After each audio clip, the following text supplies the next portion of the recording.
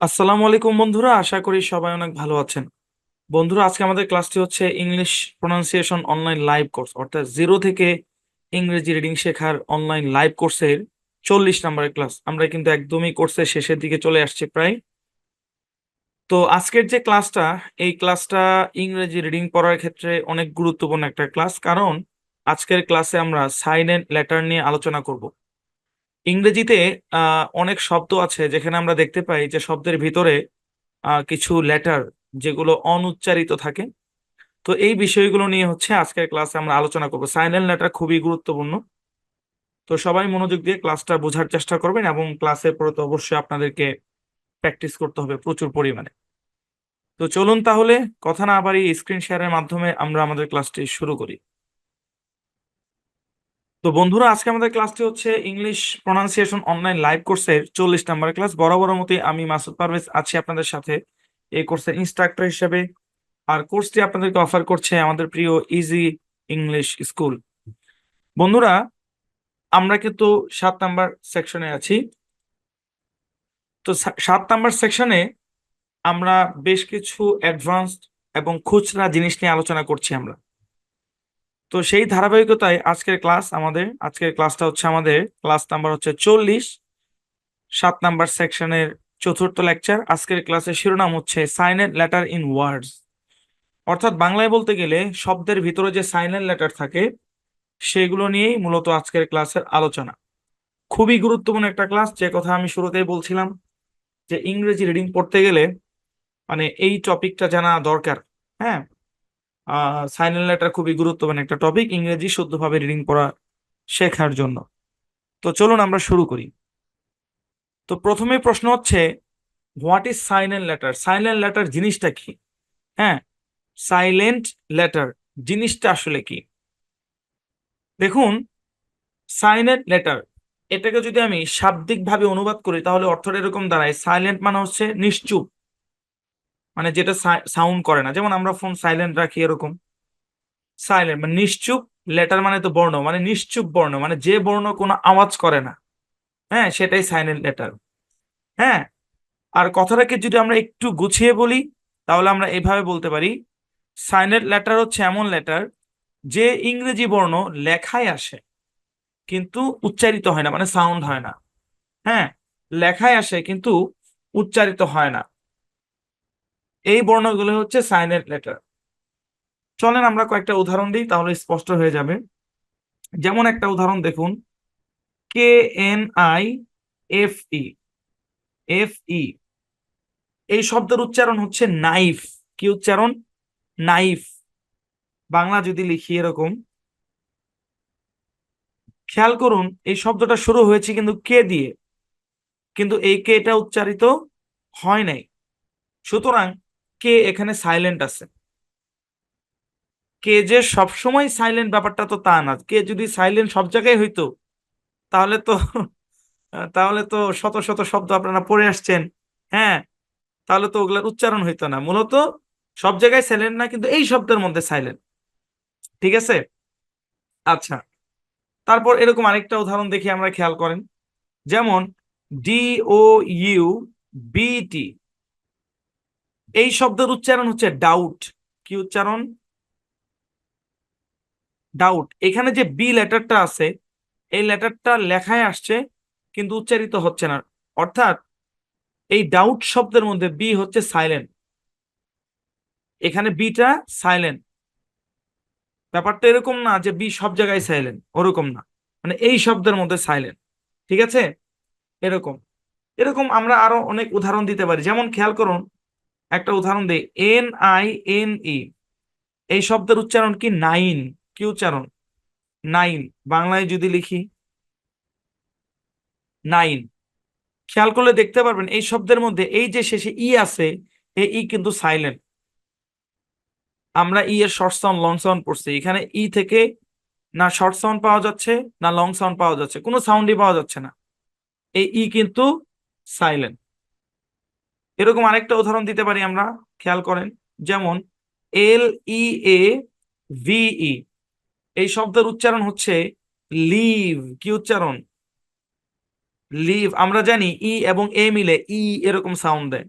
হ্যাঁ, লিভ উচ্চারণটা ভি এর উপর এসে পড়লো, কিন্তু এই ইটা সাইলেন্ট, কোনো কাজই নাই, এখানে চুপচাপ বসে আছে।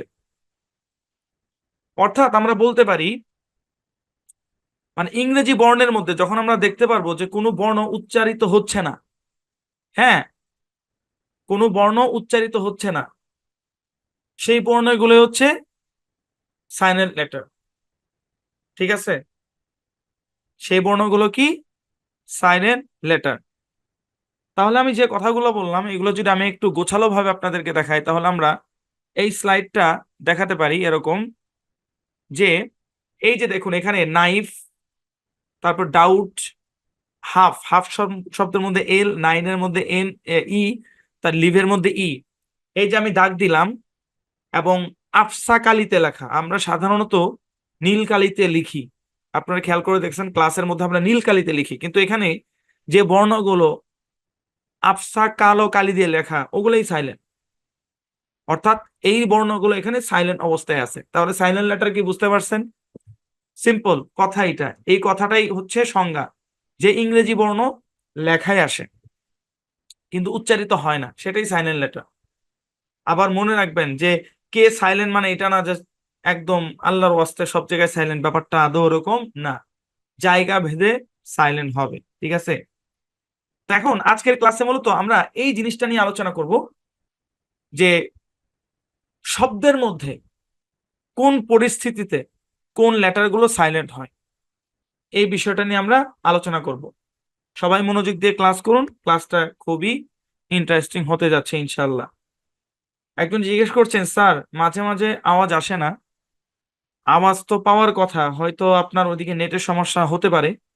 আশা করি আমার এদিকে নেটের সমস্যা নাই, তারপরেও হতেই পারে। আশা করি বাকিরা সবাই সুন্দর মতো শুনতে পারছে। আচ্ছা চলুন তাহলে আমরা আমাদের মূল আলোচনায় প্রবেশ করি। তো সাইলেন্ট লেটারের সংজ্ঞা আমরা জেনে গেলাম, যে যে বর্ণ, যে ইংরেজি বর্ণ, মানে এখানে যদি আমি এভাবেও লিখতাম, যে যে বর্ণ এইভাবে লিখতাম তাহলেও কিন্তু সমস্যা ছিল না, কিন্তু একটু স্পষ্ট করে লিখছে যে ইংরেজি বর্ণ, হ্যাঁ, লেখায় আসে কিন্তু উচ্চারিত হয় না, সেটাই কি, সেটাই হচ্ছে সাইলেন্ট লেটার। ওকে, একটু মনোযোগ দিয়ে খেয়াল করুন বন্ধুরা। ইংরেজি লেটার হচ্ছে 26টি। আমি একটা কথা বলতে চাই, কথাটা আমি অনেক ক্লাসেই বলছি, কথাটাকে অনেকে পছন্দ করেন না, আবার অনেকে পছন্দ করেন, তারপরেও বলি। দেখুন, ইজি ইংলিশ স্কুল, মানে আমি তো পড়াই, মানে আমার পড়ানোর ধরনটা কিন্তু একটু আলাদা। হ্যাঁ, আমি যেভাবে লেকচার সাজাবো, যেভাবে লেকচার দিব, এই লেকচার আপনি অন্য কোথাও পাবেন না।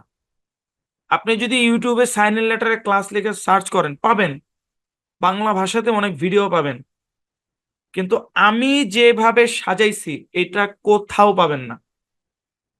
কারণ আমি বরাবরই বিশ্বাস করি যে আমাদের রিসার্চের মান অনেক ভালো। হ্যাঁ, রিসার্চের মান অনেক ভালো। আচ্ছা চলেন আমরা সামনে কন্টিনিউ করি। তো মনোযোগ, মানে এই কথাগুলোর বলার উদ্দেশ্য হচ্ছে যে আপনাদের মনোযোগ আকর্ষণ করা, আপনারা যেন ক্লাসগুলোকে খামখেয়ালি ভাবে না নেন। হ্যাঁ, চলেন। তো আমরা জানি ইংলিশ লেটার হচ্ছে 26টি। কয়টি? ইংলিশ লেটার হচ্ছে 26টি, সেই সেকশন 1-এ পড়ছি আমরা। 26টা লেটার কি কি? স্ক্রিনে আমরা যে দেখতে পাচ্ছি এ থেকে জেড পর্যন্ত, এগুলাই হচ্ছে ইংরেজির 26টি লেটার। এই 26টি লেটারের মধ্যে লাল কালি দিয়ে যে বর্ণগুলোকে চিহ্নিত করা হয়েছে, এই বর্ণ মানে এই লেটার গুলো হচ্ছে ভাওয়াল, তাই তো? এগুলো তো নতুন করে কিছু চেনানোর নাই, এগুলো হচ্ছে ভাওয়াল। আর নীল কালির যে বর্ণগুলো আছে সেগুলো হচ্ছে কনসোনেন্ট। ইভেন ডাব্লিউ এবং ওয়াইও কনসোনেন্ট, কিন্তু এরা মাঝে মধ্যে ভাওয়ালের কাজ করে, এই কারণে আমরা এদেরকে সেমি ভাওয়াল বলি। ঠিক আছে, বলি আর কি।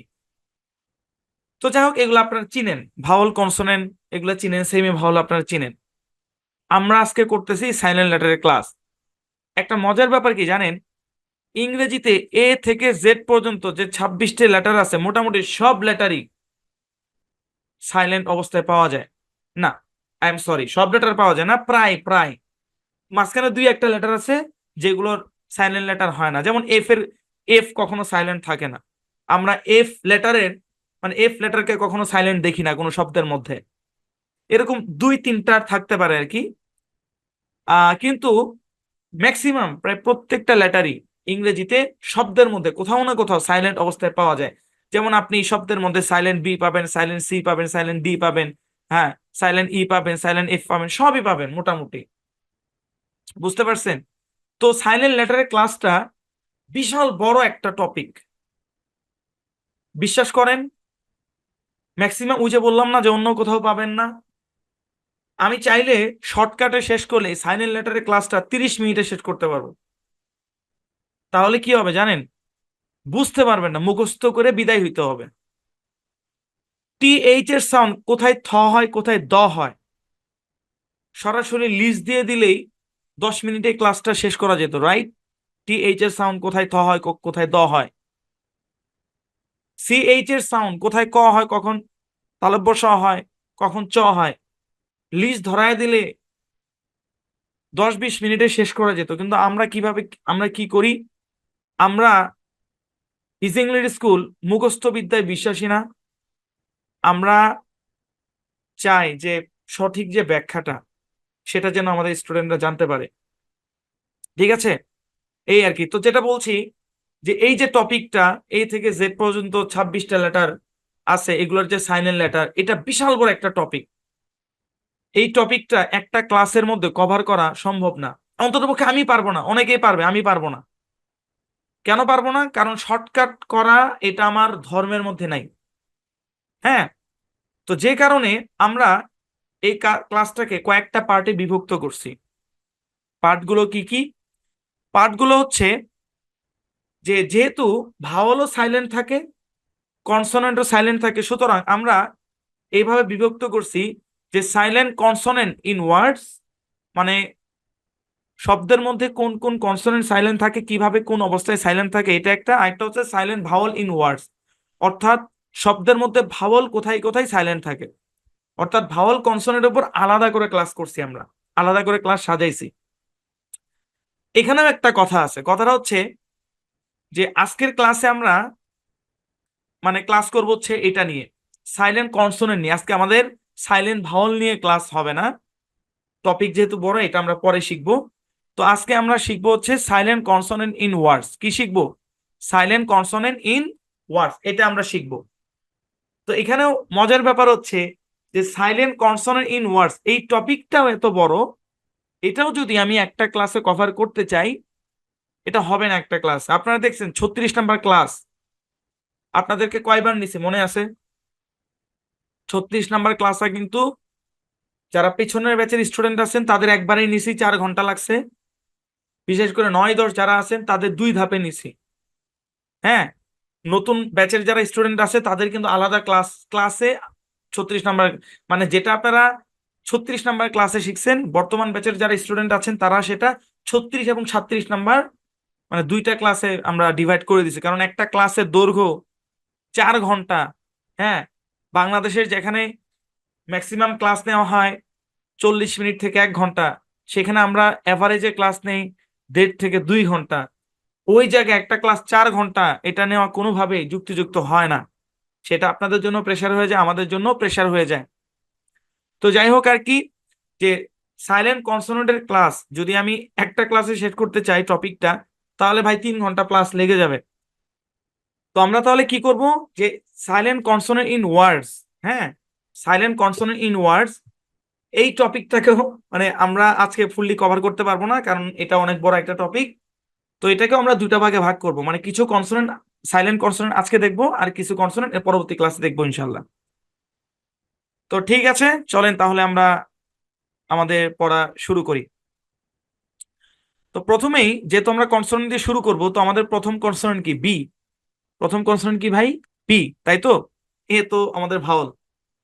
তো আমরা সাধারণত 2 জায়গায় বি কে সাইলেন্ট দেখতে পাই। কয় জায়গায়? 2 জায়গায় সাইলেন্ট দেখতে পাই আর কি। একটা হচ্ছে শব্দের শেষে, কথা বুঝেন, শব্দের শুরুতে না, মাঝেও না, হ্যাঁ, শব্দের শেষে।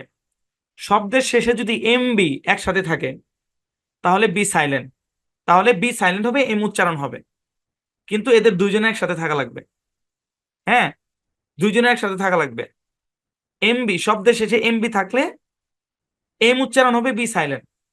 আচ্ছা, এটা আরেকটা কোথায় আমরা দেখতে পাই যে অল্প কিছু শব্দ, খুব বেশি না, অল্প কিছু শব্দে বি এবং টি একসাথে থাকলে বি সাইলেন্ট। সব জায়গায় যে তা না, অল্প কিছু শব্দ, এবং এগুলো আমরা আপনাদেরকে দেখাবো। চলেন আমরা একটা একটা করে শুরু করি। খেয়াল করেন, উদাহরণ দিয়ে দিয়ে আমরা এটাকে ক্লিয়ার করি। আচ্ছা, কি বললাম আমরা? শব্দের শেষে এম বি থাকলে এম উচ্চারণ হবে, বি সাইলেন্ট থাকবে। মনে থাকবে? আচ্ছা, একটা ব্যাপার বলি শুনেন। সাইনের মানে লেটার কোথায় সাইলেন্ট হবে, এগুলা অনেক লেটার আছে যেগুলো রুল পাওয়া যায়, অনেক লেটার আছে যেগুলো রুল পাওয়া যায় না, গাইডলাইন পাওয়া যায়। আবার অনেক লেটার আছে যেগুলো মুখস্থ করতে হয়। মানে ব্যাপারটা ওরকম না যে সাইনের লেটার আপনি সব রুল দিয়ে কভার করতে পারবেন না। কিছু আছে রুল, কিছু আছে গাইডলাইন, এরকম আর কি। তো যাই হোক, কোনটা রুল কোনটা গাইডলাইন ওটা নিয়ে আপনার প্রেশার নেওয়ার কিছু নাই। আপনি জাস্ট এই কথাগুলো মাথায় রাখবেন, তাহলে আপনার কাজ হয়ে যাবে ইনশাল্লাহ। যেমন খেয়াল করেন একটা উদাহরণ, যেমন এল এ এম বি, একটা শব্দ, কথাটা মাথায় রাখতে হবে। শব্দের শেষে এম বি আছে, তাহলে বি সাইলেন্ট। তাহলে কি? B silent. তাহলে বি যদি সাইলেন্ট থাকে, এই শব্দের উচ্চারণ কি হবে? ল্যাম। কি উচ্চারণ হবে? ল্যাম, নট ল্যাম্ব, এরকম না। এম আর বি একসাথে দেখে কেউ কনসোনেন্ট ব্রেন মনে করেন না ভাই, সাইলেন্ট লেটার এটা। ল্যাম। ল্যাম মানে কি? ল্যাম মানে ভেড়ার বাচ্চা বা মেষ শাবক, এরকম। ঠিক আছে, ল্যাম। এরকম আরো উদাহরণ দিতে পারি আমরা। যেমন দেখেন, বি ও এম বি, উচ্চারণ কি হবে বলেন? বোম। বি উচ্চারণ হবে না, বি সাইলেন্ট। কি উচ্চারণ? দেখেন নর্মালি যেটা হয় আহ এরকম আর কি, বম। কি উচ্চারণ? বম। একটু হালকা একটু ওকারের মতো আভাস আসবে আর কি, বম। বম মানে, বম বুঝেন তো? বম মানে কি? ওই যে ফোড়ায় যে বম, এরকম বম। আচ্ছা, তারপর আরেকটা উদাহরণ দেখি আমরা, খেয়াল করেন। যেমন সি ও এম বি, শব্দের শেষে এম বি আছে, তাহলে কি বি উচ্চারণ হবে? হবে না। তাহলে এই শব্দের উচ্চারণ কি? কোম। কি উচ্চারণ? কোম। এখানে একটু উচ্চারণটা একটু খেয়াল করেন, এটার উচ্চারণ কম না অ্যাকচুয়ালি, এটার উচ্চারণ কোম। ওকারে সাউন্ড আসবে। হ্যাঁ, এটার পিছনে ব্যাখ্যা কি? কোনো ব্যাখ্যা নাই। সি ও এম বি, উচ্চারণ কৌম। ওকার মানে এই ওটা লং সাউন্ড দিবে, কৌম, এরকম। কোম মানে চিরুনি। কোম মানে কি? চিরুনি। এই যে মাথায় আছড়ায় যে চিরুনি, ওকে। তারপর আরেকটা উদাহরণ দেখেন, যেমন T H U M B, উচ্চারণ কি? শব্দের শেষে এম বি আছে, তাহলে কি বি উচ্চারণ হবে? হবে না। থাম। এই শব্দের উচ্চারণ কি? থাম। হ্যাঁ, থাম। থাম মানে কি জানেন? থাম মানে বৃদ্ধাঙ্গুল। ইন্ডিয়াতে একটা পাওয়া যায়, আপনার ড্রিঙ্কস পাওয়া যায় থামস আপ নামে, থাম। হ্যাঁ, থাম আর কি, থাম মানে বৃদ্ধাঙ্গুল আর কি, বৃদ্ধাঙ্গুলকে থাম বলে। ঠিক আছে, শব্দের শেষে এমবি থাকলে বি সাইলেন্ট। বুঝতে পেরেছেন? আচ্ছা, চলেন আরো দুই একটা উদাহরণ দেখি আমরা। যেমন C L I M B, শব্দের শেষে এম বি, বি সাইলেন্ট। উচ্চারণ কি? ক্লাইম। ক্লিম না কিন্তু, ক্লাইম। ক্লাইম উচ্চারণ। খুব সম্ভবত এই শব্দটা আমরা সিএল কনসোনেন্ট ব্লেন্ডের ক্লাসে দেখাইছিলাম। ওইখানে বলছিলাম যে এখানে বি সাইলেন্ট, আমরা 7 নম্বর সেকশনে আলোচনা করব। এই যে তার আলোচনা। এখানে আইটা লং সাউন্ড দিবে। ব্যাখ্যা কি? কোনো ব্যাখ্যা নেই। ইংরেজির সব শব্দের ব্যাখ্যা পাবেন না, লং সাউন্ড দিবে, ব্যাস, দ্যাটস ইট। লং সাউন্ড দিবে। হ্যাঁ, ব্যতিক্রম হিসেবে ধরতে পারেন আর কি। এখানে আইটা লং সাউন্ড দিবে, যদিও এখানে ক্লিম হওয়ার কথা ছিল, ক্লাইম, নট ক্লাইম্ব, ক্লাইম। ঠিক আছে, ওকে। তারপর একটা শব্দ দেখেন, P L U M B, উচ্চারণ কি হবে বলেন? প্লাম। কি উচ্চারণ? প্লাম, নট প্লাম্ব, এরকম না, প্লাম্ব এরকম না, প্লাম, বি সাইলেন্ট। কি? প্লাম। প্লাম মানে আপনার ওই মানে এটা অর্থটা মানে গ্যাসের লাইন, লম্বা লাইন আর কি, খাড়া লাইন, এরকম একটা অর্থ বোঝায় আর কি, প্লাম। ঠিক আছে, আশা করি বুঝতে পেরেছেন, এই কথাটা মাথায় রাখবেন। শব্দের শেষে এমবি থাকলে বি সাইলেন্ট, শব্দের শেষে এমবি থাকলে বি সাইলেন্ট। আচ্ছা, এবার মনোযোগটা একটু বাড়ায় দেন, খুব ভালো করে খেয়াল করেন।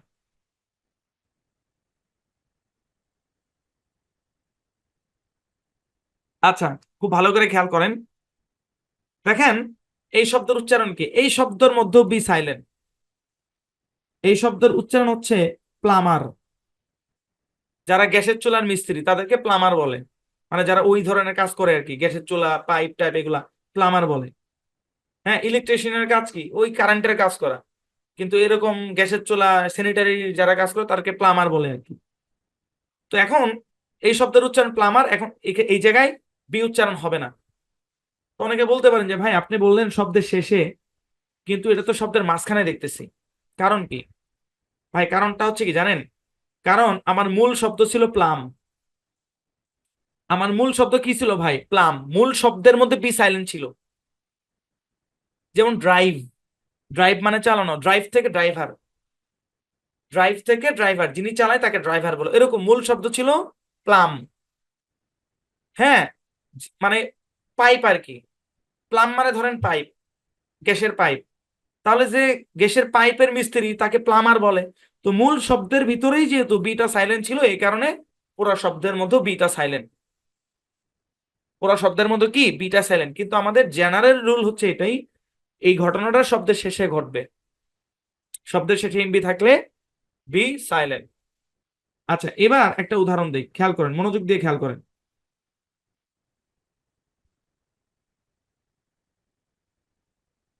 এই শব্দের উচ্চারণ হচ্ছে নাম্বার। নাম্বার। হ্যাঁ, নাম্বার। খেয়াল করে দেখেন, এখানেও কিন্তু এম বি একসাথে আছে, কিন্তু বি কিন্তু সাইলেন্ট হচ্ছে না। কেন হচ্ছে না? কারণ ওই যে আমি তো বলছি শব্দের শেষে, আমি তো বলি নাই শব্দের মাঝে। আমি কি বলছি শব্দের মাঝে? আমি কি বলছি শব্দের শুরুতে? বলি নাই, শব্দের শেষে। তাহলে এখন আবার কেউ যদি বলেন যে তাহলে স্যার ওই প্লামার যে, আরে ভাই ওটা তো মূল শব্দের শেষেই বি সাইলেন্ট ছিল, ওটা তো ভেঙেই দিছি। তো এরকম যদি মাঝখানে আসে তাহলে সেক্ষেত্রে বি সাইলেন্ট হবে না, কিন্তু শেষে আসলে বি সাইলেন্ট হবে, যেমনটা আমরা দেখতে পারলাম। বুঝতে পেরেছেন? তো আশা করি বুঝতে পেরেছেন। তাহলে বি সাইলেন্টের একটা নিয়ম চলে গেল। চলেন এবার আমরা দ্বিতীয় নিয়ম দেখি। দ্বিতীয় নিয়মটা হচ্ছে বিটি যদি একসাথে থাকে, বিটি যদি একসাথে থাকে তাহলে বি সাইলেন্ট সবসময় না, অল্প কিছু শব্দে। অল্প কিছু শব্দ মানে ব্যাপারটা এরকম না যে যত জায়গায় বিটি আছে সব জায়গায় বি সাইলেন্ট, বি আর টি একসাথে থাকলে বি সাইলেন্ট, ব্যাপারটা আদৌ এরকম না। অল্প কিছু শব্দে, মানে আমরা ক্লাসের মধ্যে কয়েকটা দেখাবো। হ্যাঁ, আর ওই আমাদের একটা শীট দেওয়া হবে আপনাদেরকে, ভোকাবুলারি শীট, ওইখানে আরো কিছু শব্দ থাকবে, মানে ওই যে কয়েকটা শব্দ থাকবে ওই কয়েকটাই ব্যাস, এর বাইরে না। বুঝছেন? এর বাইরে না। চলেন তাহলে আমরা দেখি। যেমন দেখেন ডিই বিটি। হ্যাঁ, ডিই বিটি, এখানে বি এবং টি একসাথে আছে কিনা বলেন? আছে। তাহলে মানে এই শব্দের মধ্যে বিটা সাইলেন্ট। আমি কিন্তু এটা বলি নাই যে সব জায়গায় বিটি থাকলে বি সাইলেন্ট, অল্প কিছু শব্দ, তার মধ্যে এইটা একটা শব্দ আর কি, ডেট। এই শব্দের উচ্চারণ হচ্ছে ডেট। ডেট মানে হচ্ছে দেনা, দেনা, দেনা, ঋণ। মানুষ বলে না যে আমি এত লাখ টাকা আমার ডেট হয়েছে, আমি ডেটের মধ্যে পড়ে গেছে, এরকম আর কি, ডেট, দেনা। আচ্ছা, তারপরে দেখেন আরেকটা উদাহরণ, যেমন ডিও ইউ বিটি, এই যে ডাউট, এখানে ডাউট মানে হচ্ছে দ্বিধা, সন্দেহ। আমরা বলি না যে আপনি কি আমাকে ডাউট করতেছেন? এখানে এই যে বি আছে না, এই বি হচ্ছে সাইলেন্ট, এই বি সাইলেন্ট। বুঝতে পেরেছেন? এমন না যে সব জায়গায় হবে, কিন্তু ডাউট শব্দের মধ্যে বিটা সাইলেন্ট, মনে রাখতে হবে।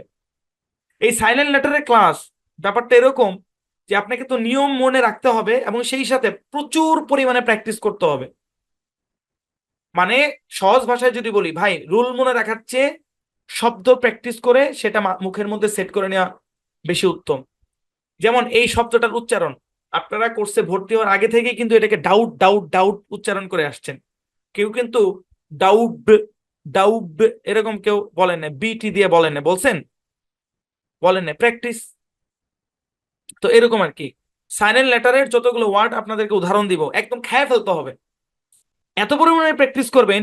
ডিইউবিইটি, ডাউট, ডিইউবিইটি, ডিইউবিটি, আরে ই কোত্থেকে আসলো, সরি, ডিওইউ, আরে মাথায় ঠিক নাই, কি কি কি থেকে কি বলতেছি, ডিওইউবিটি, ডিওইউবিটি, ডিওইউবিটি, ডিওইউবিটি, ডিওইউবিটি, ডিওইউবিটি, ডাউট, ডিওইউবিটি, ডাউট।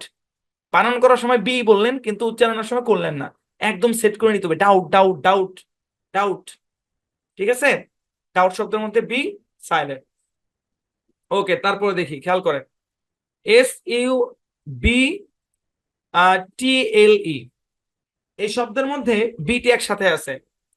এখানে এই শব্দের মধ্যে বিটা সাইলেন্ট। এই শব্দের উচ্চারণ হচ্ছে সাটল। কি উচ্চারণ? Subtle, subtle.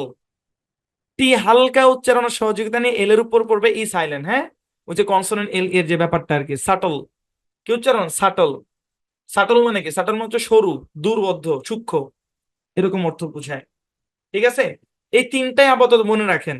এছাড়া আরো যদি কিছু খুচরা মুচরা থাকে ওগুলো আমরা শীটে উঠায় দেবো, কিন্তু অল্প কিছু শব্দ বললাম না, চাপ নেওয়ার কিছু নাই। এগুলাকে এক্সেপশন হিসেবেও চাইলে মাথায় রাখতে পারেন। ঠিক আছে, এই হচ্ছে ব্যাপার আর কি। তো তাহলে বি এর পালা শেষ, এবার আমরা যাবো সি, সি এ, সি এ যাবো আমরা। আচ্ছা ভাই, শব্দ যেগুলো দেখাচ্ছি এগুলাই, দুই একটা যদি বাদ যায় সেগুলো আপনারা শীটে পেয়ে যাবেন, কিন্তু নিয়ম এগুলাই। খেয়াল করেন, যেসব জায়গায় সি উচ্চারিত হবে না একটা একটা করে বুঝেন। এস এবং সি একসাথে থাকবে, আগে পুরোটা এগুলো আগে পড়েন না ভাই, এগুলো আগে দেখেন না, এগুলো আগে পড়েন না, আগে আমার কথা বুঝেন আগে। এস এবং সি একসাথে থাকবে, এবং এরপরে ই থাকবে অথবা আই থাকবে, এরকম কন্ডিশন যদি থাকে, কন্ডিশন মানে হচ্ছে অবস্থা, পরিস্থিতি, এরকম পরিস্থিতি যদি ঘটে সেক্ষেত্রে এই সিটা সাইলেন্ট। মানে ব্যাপারটা এরকম না যে এস এবং সি একসাথে থাকলেই সাইলেন্ট, এরকম না। এস এবং সি থাকবে এবং তারপরে ই অথবা আই থাকবে, এরকম ক্ষেত্রে আমরা এই এসটাকে সাইলেন্ট দেখতে পাই। এটা হচ্ছে একটা রুল। দ্বিতীয় আরেকটা রুল হচ্ছে এরকম, সি কে এবং সি কেও একসাথে থাকলে সি সাইলেন্ট। হ্যাঁ, আমরা যখন উদাহরণ দিব তখন আরো ক্লিয়ার বুঝতে পারবেন।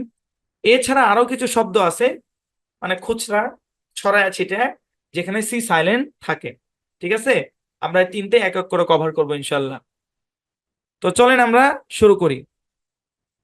প্রথমে আমরা দেখবো এস সি এর পরে ই অথবা আই থাকলে যে সি সাইলেন্ট, এটা আমরা প্রথমে দেখি।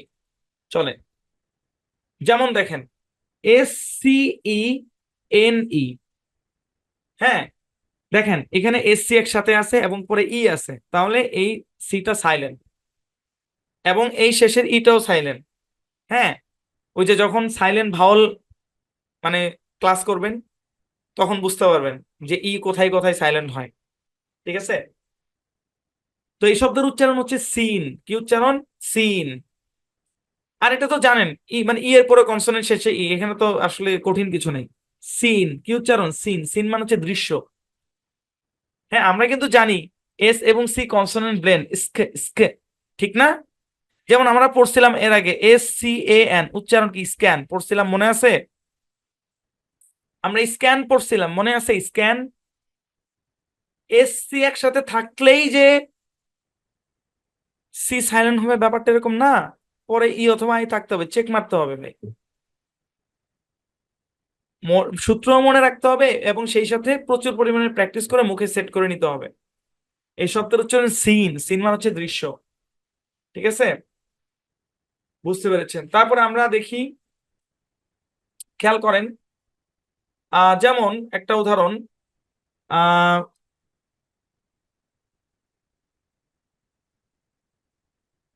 খেয়াল করেন, এই শব্দের উচ্চারণ হচ্ছে ফ্যাসিনেট। কি উচ্চারণ?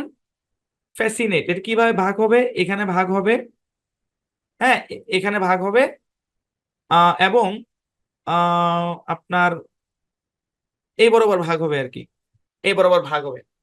ভাগের ব্যাপারটা পরে আসি, আগে সূত্র বুঝেন। এস এবং সি একসাথে আছে, পরে আই আছে, তো এখানে সিটা সাইলেন্ট। ফ্যাসকিনেট এরকম না, ফ্যাসিনেট। উচ্চারণ কি? ফ্যাসি, ফ্যাসি, ফ্যাসিনেট। ফ্যাসিনেট মানে কি? মুগ্ধ করা, কাউকে বিমুগ্ধ করা, মুগ্ধ করা। বুঝতে পেরেছেন? জি। আচ্ছা, একটা মেমোরি এসএসডি কোম্পানি আছে, যারা কম্পিউটার অ্যাক্সেসরিজ কিনেন খেয়াল করে দেখবেন। হ্যাঁ, এই শব্দের উচ্চারণ কি? Transcend, transcend, transcend. কি উচ্চারণ? ট্রান্সেন্ড, ট্রান্সেন্ড দুই ভাবে পড়া যায়। ট্রান্সেন্ড, এখানে এসসি একসাথে আছে, পরে ই আছে, সিটা সাইলেন্ট। খুবই সিম্পল, বুঝতে পেরেছেন? ওকে, আশা করি বুঝতে পেরেছেন। আচ্ছা, খেয়াল করেন, এসসি একসাথে আসছে কিন্তু পরে ই আই নাই, এরকম আরেকটা সাইলেন্ট জায়গা আমি দেখাই, খেয়াল করেন, একটু লাল কালি দিয়ে লিখি।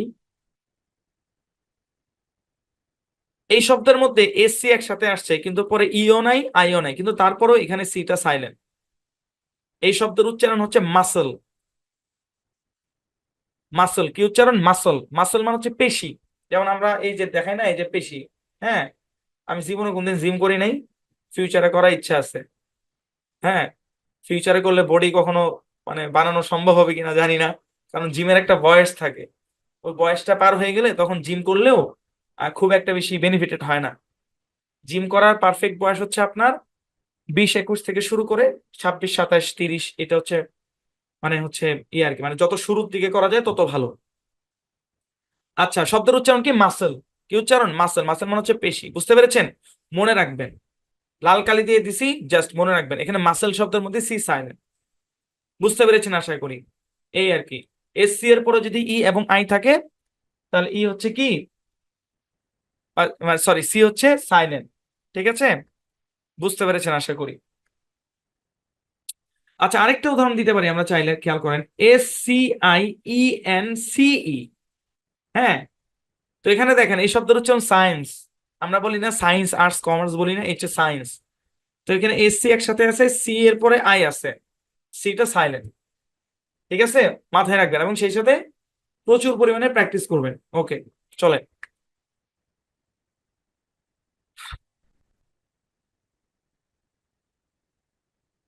আচ্ছা চলেন, এবার আমরা পরবর্তী রুলে যাই। সি কে এবং সি কিউ একসাথে থাকলে সি সাইলেন্ট। চলেন আমরা সি কে দিয়ে প্রথমে কিছু উদাহরণ দেখি। সি কে দিয়ে খেয়াল করেন, দেখেন, একটা মজার ব্যাপার বলি। সি কে সমান সমান যে কয়ের উচ্চারণ হয়, এটা কিন্তু আমরা সেকশন 4-এই পড়ে আসছি, মনে আছে?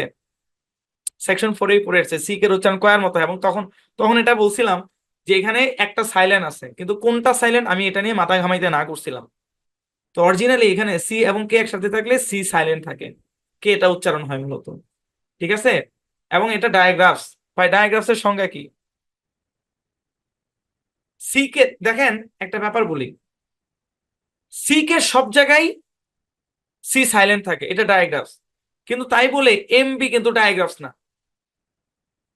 এমবি, এই যে আমরা পড়লাম এম আর বি একসাথে থাকলে এমবি কি সব জায়গায় বি সাইলেন্ট থাকে?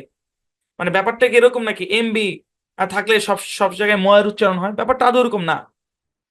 হ্যাঁ, সি কে ডায়াগ্রাফস। ঠিক আছে, সি কে ডায়াগ্রাফস, কারণ সব জায়গায় এখানে মানে দুটা মিলে কে এর উচ্চারণ আসে। উদাহরণ খেয়াল করেন, যেমন দেখেন, BLACK উচ্চারণ কি? ব্ল্যাক। ব্ল্যাক শব্দের মধ্যে সিটা সাইলেন্ট। ঠিক আছে, ব্ল্যাক বা একসাথেও বলতে পারেন, সি কে মিলে কে এর উচ্চারণ দেয়, যে যেভাবে বুঝেন, কিন্তু এখানে সিটা সাইলেন্ট। ব্ল্যাক, ব্ল্যাক মানে কালো। তারপরে LOCK উচ্চারণ কি? Lock, C silent. লক মানে তালা। তারপরে SICK উচ্চারণ কি? সিক। সিক মানে হচ্ছে অসুস্থ, এখানে সিটা কি? সিটা কি ভাই? সাইলেন্ট। কি বুঝতে পেরেছেন? জি, বুঝতে পেরেছেন আশা করি। চলেন এবার CQ দিয়ে দেখি। এখানেও একই কেস, দেখেন ব্যাপারটা হয়েছে কি, এখানে ধরেন সি এবং কিউ আছে, কিউ এর উচ্চারণ কে এর মতো, হ্যাঁ ধরেন সি এর উচ্চারণ কে এর মতো। তাহলে আমরা কি বলছিলাম, একই কনসোনেন্ট দুইবার থাকলে মানে একই উচ্চারণ দুইবার থাকলে মূলত একটা উচ্চারণ নিতে হয়। তাহলে এখানে সি কে সাইলেন্ট না করে কোনো উপায় আছে বলেন? সি এর মেন উচ্চারণ কি ভাই? ব্লেন্ডে সি এর উচ্চারণ কি হয়? সি এর মেন উচ্চারণ কয়ের মতো, দন্ত সয়টা পরে। তাহলে এখানে সি এর যদি মেন উচ্চারণটা ক দ্বারা হয় তাহলে দুইটা কে আসতেছে, তো আলটিমেটলি তো আমাকে একটা কে এর সাউন্ড নিতে হবে। এগুলো হচ্ছে ভিতরের কাহিনী আর কি। তো যাক, সি কে একসাথে থাকলে সি সাইলেন্ট। যেমন দেখেন একটা উদাহরণ, এই শব্দের উচ্চারণ হচ্ছে অ্যাকুইট। অ্যাকুইট এরকম না, সিলেবল ডিভিশন করলে এবার আবার ভাগ হবে। কেমনে ভাগ হবে? দুইটা ভাওয়াল মাঝখানে দুইটা কনসোনেন্ট, দুই কনসোনেন্ট বরাবর ভাগ করে দেন। অ্যাকুইট। অ্যাকুইট মানে কি? অ্যাকুইট মানে হচ্ছে খালাস দেওয়া। অ্যাকুইট এরকম না, অ্যাসকুইট এরকমও না, অ্যাকুইট মানে এখানে সিটা সাইলেন্ট আর কি। অ্যাকুইট শব্দের উচ্চারণ কি? অ্যাকুইট। ঠিক আছে। আচ্ছা, আরেকটা উদাহরণ দেই আমরা, খেয়াল করেন।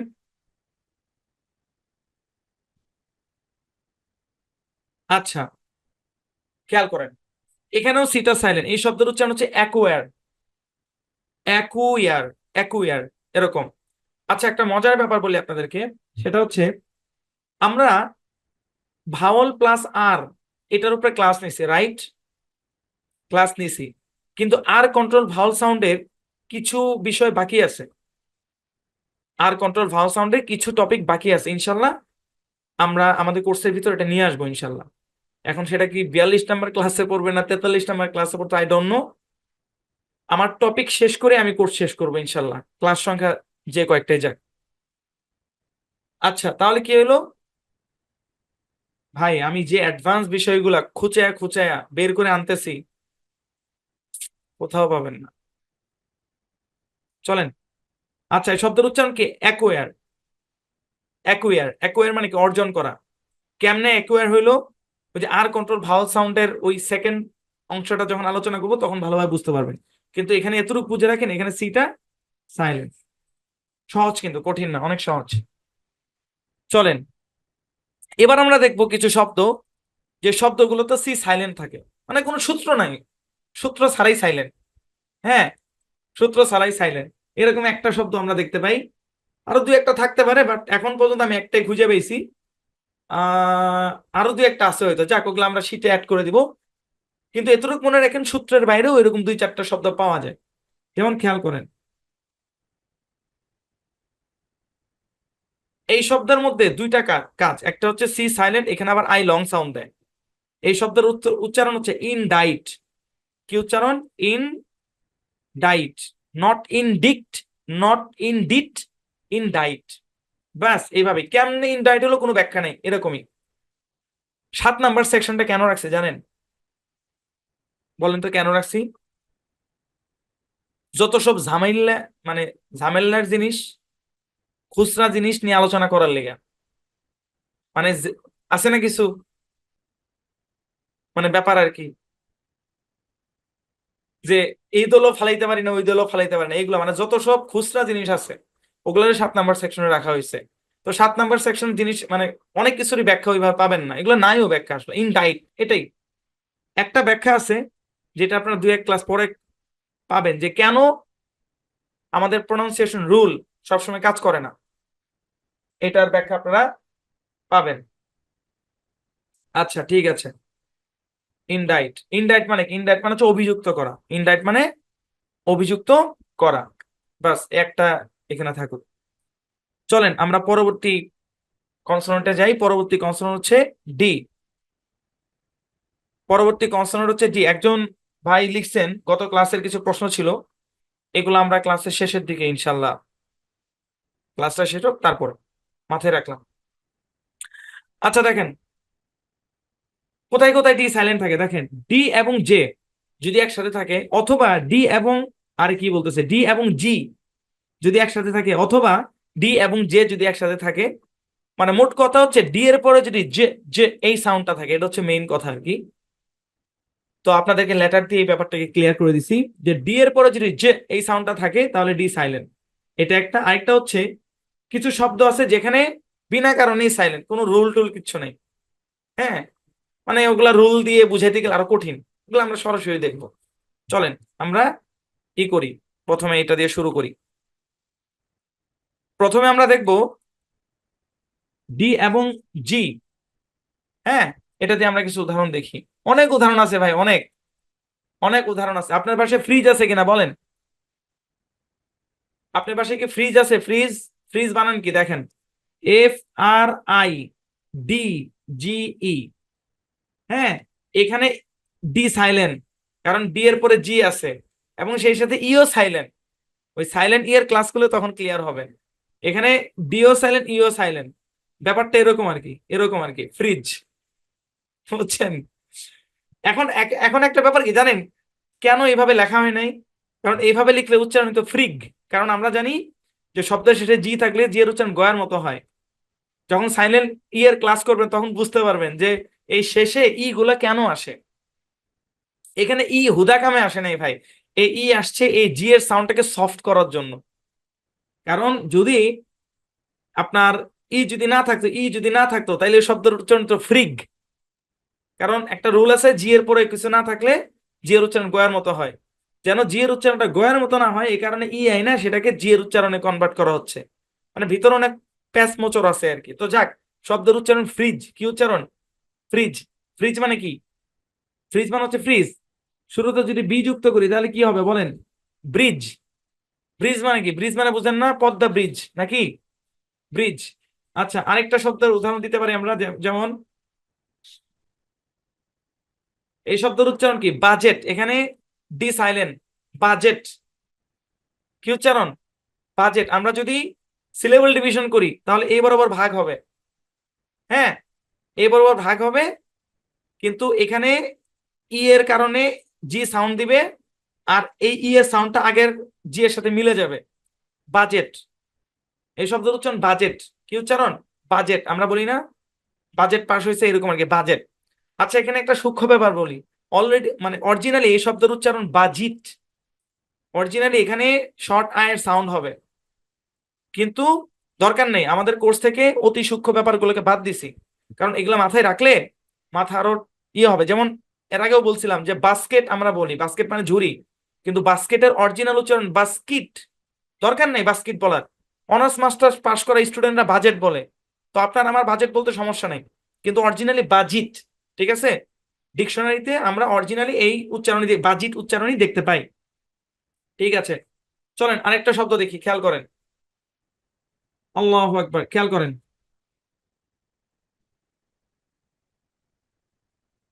বড় একটা শব্দ, হ্যাঁ। এই শব্দের উচ্চারণ হচ্ছে নলেজ। এখানে কে সাইলেন্ট। যখন সাইলেন্ট কে এর অংশে যাবেন তখন বুঝতে পারবেন যে কে সাইলেন্ট। আর এখানে ডি সাইলেন্ট। হ্যাঁ, নলেজ, এবার আবার ভাগ হবে, নলেজ। এখানে ইও সাইলেন্ট। দেখেন, খালি সাইলেন্ট আর সাইলেন্ট, বুঝছেন? নলেজ, নলেজ মানে কি? নলেজ মানে হচ্ছে জ্ঞান। ঠিক আছে? আচ্ছা, তারপর দেখেন ডিজে দিয়ে, খেয়াল করেন, মজার একটা ব্যাপার দেখেন। এডি, জে ইউ, জে, আরে, জে ইউ এস টি। দেখেন এই শব্দের উচ্চারণ কি? আমরা কি বলি? অ্যাডজাস্ট, তাই না? ঠিক কিনা ভাই? অ্যাডজাস্ট বলি, কিন্তু ভাই এখানে ডি সাইলেন্ট। এই শব্দের উচ্চারণ হচ্ছে অ্যাডজাস্ট। অরিজিনাল উচ্চারণ ভাই, অরিজিনালটা শিখে রাখেন। ভাই আমি নিজেও অ্যাডজাস্ট বলি, আবার স্বীকার করবো না। ছোটবেলা থেকে শুনতে শুনতে বলতে বলতে অভ্যস্ত হয়ে গেছি। আরে ভাই, আমরা কি শিখছি নাকি ছোটবেলায়? কয়জনে শিখছে, ইদানিং আমরা জানতেছি এগুলা। কিন্তু অরিজিনাল অ্যাডজাস্ট, কি উচ্চারণ? অ্যাডজাস্ট। জেনে রাখা ভালো। হুম, অ্যাডজাস্ট। ওকে, তারপর আরেকটা উদাহরণ দিই আমরা, খেয়াল করেন। যেমন দেখেন,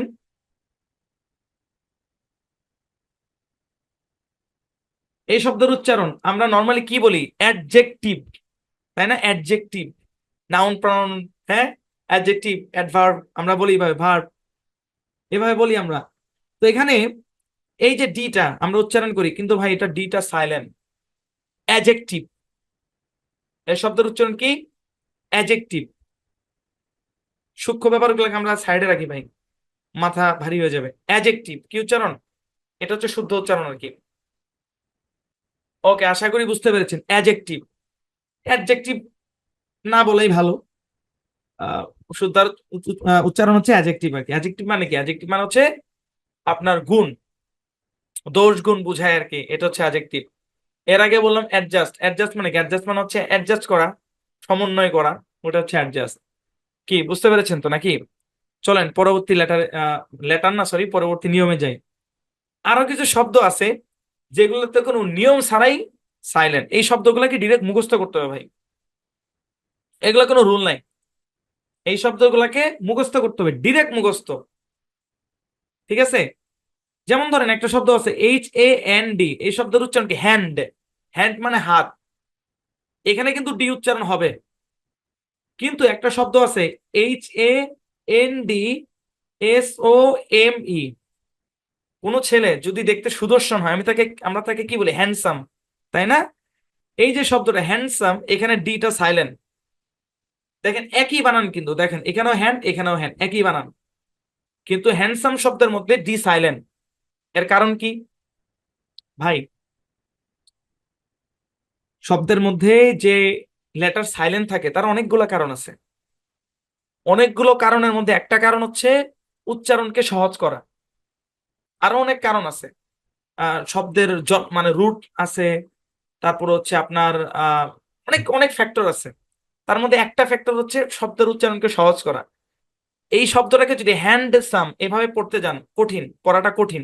হ্যান্ডসাম, ডি এর উচ্চারণ ঠিক রেখে এই শব্দটা উচ্চারণ করা কঠিন। এই কারণে এখানে মনে করেন যে হচ্ছে হ্যান্ডসাম, হ্যাঁ, এভাবে উচ্চারণ করে আর কি। যাক, ভিতরের দুই একটা তথ্য হালকা পাতলা শেয়ার করতেছি, বাট ওগুলা মনে রাখার দরকার নেই। শুধু এতটুকু মনে রাখেন, হ্যান্ডসাম শব্দের মধ্যে ডি সাইলেন্ট, হ্যান্ডসাম, ব্যাস, that's it, handsome. Got it? Okay, বুঝতে পেরেছেন। হ্যান্ডসাম মানে কি? সুদর্শন, এটা একটা, এটা মনে রাখবেন ভাই, হ্যাঁ মনে রাখবেন। তারপর দেখেন আরেকটা শব্দ, যেমন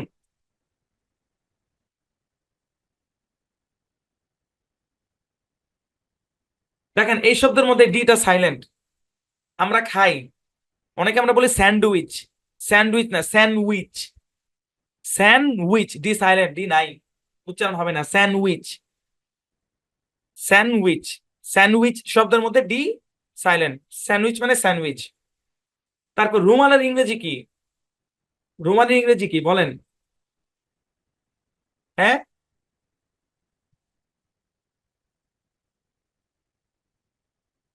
আচ্ছা, রুমালের ইংরেজি হচ্ছে হ্যান্ডকারচিফ, হ্যান্ডকারচিফ।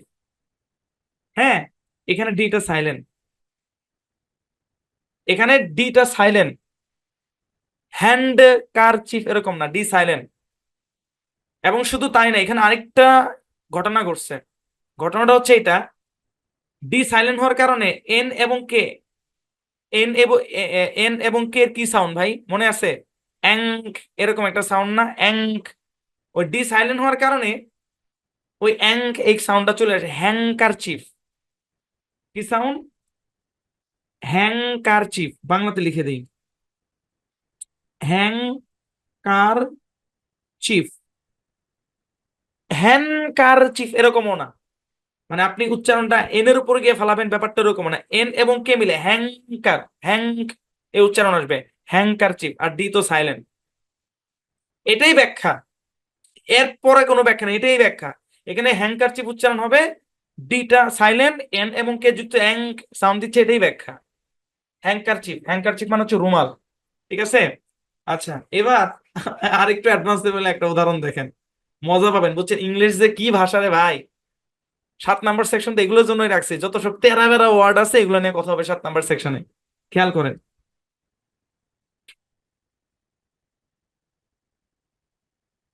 আর একটু বাম দিকে চাপায় লিখি।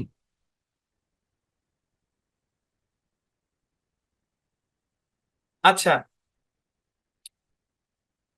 এই শব্দটার উচ্চারণ কি? বুধবার, বুধবারের ইংরেজি লিখছি আমি।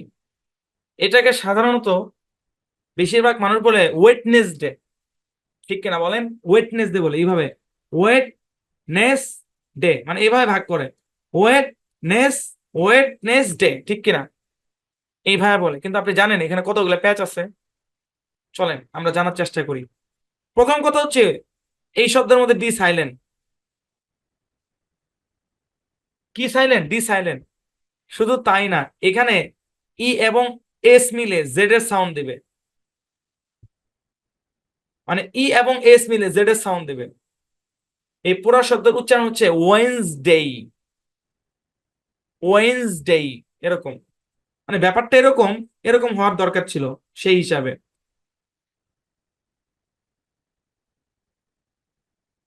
এরকম হওয়ার দরকার ছিল, সরি এটা আর না, এটা এন, ওয়েন্সডে, ওয়েন্স মানে এরকম আর কি, এরকম ওয়েন্সডে,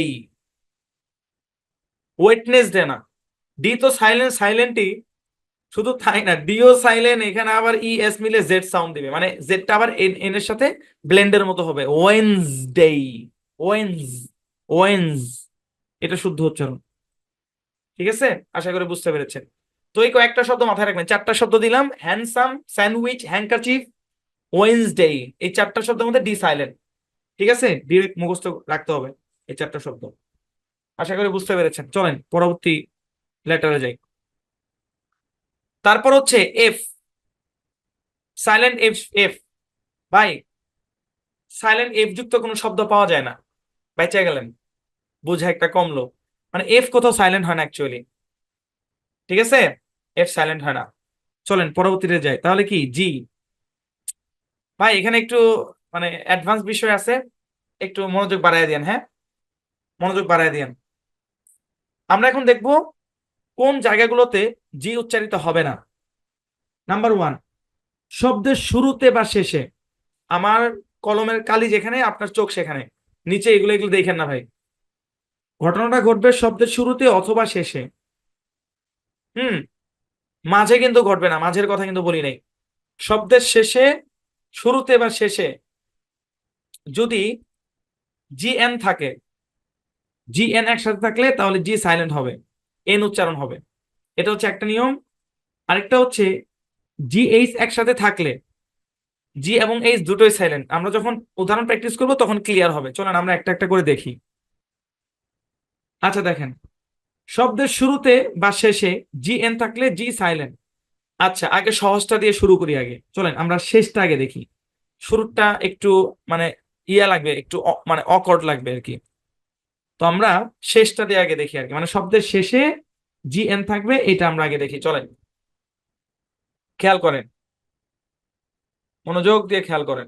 যেমন দেখেন, এস আই জি এন, হ্যাঁ, এই শব্দের উচ্চারণ কি হবে? এখানে জিটা সাইলেন্ট, এন কিন্তু উচ্চারণ হবে, এবং এখানে আই কিন্তু লং সাউন্ড দিবে। আই এর লং সাউন্ডে বিভিন্ন প্যাটার্নে, একটা প্যাটার্ন পড়াইছিলাম মনে আছে, আমরা কি বলছিলাম যে আই জি এন যদি থাকে তাহলে আই লং সাউন্ড দিবে, জি সাইলেন্ট থাকবে, এন উচ্চারণ হবে, মনে আছে, পড়াইছিলাম। আই এর লং সাউন্ডে বিভিন্ন প্যাটার্ন পড়াইছিলাম না, ওইখানে এই কথাটা ছিল। আই জি এন যদি একসাথে থাকে তাহলে আই লং সাউন্ড দিবে, জি সাইলেন্ট থাকবে, এন উচ্চারণ হবে। ওই কথাটা একটু অন্যভাবে এখন দেখাচ্ছি। শব্দের শেষে জি এন থাকলে জি সাইলেন্ট, আর এই আইটা দিবে লং সাউন্ড, তাহলে উচ্চারণ কি হবে? Sin, no, sign. কি উচ্চারণ? সাইন। সাইন মানে কি? সাইন মানে হচ্ছে সাইন, চিহ্ন আর কি, সাইন। ঠিক আছে, ওকে, সাইন। ঠিক একইভাবে এখানে ডি দিলে ডিজাইন, শুরুতে আর যুক্ত করলে রিজাইন, এরকম। আরেকটা উদাহরণ দিয়ে খেয়াল করেন, যেমন দেখেন,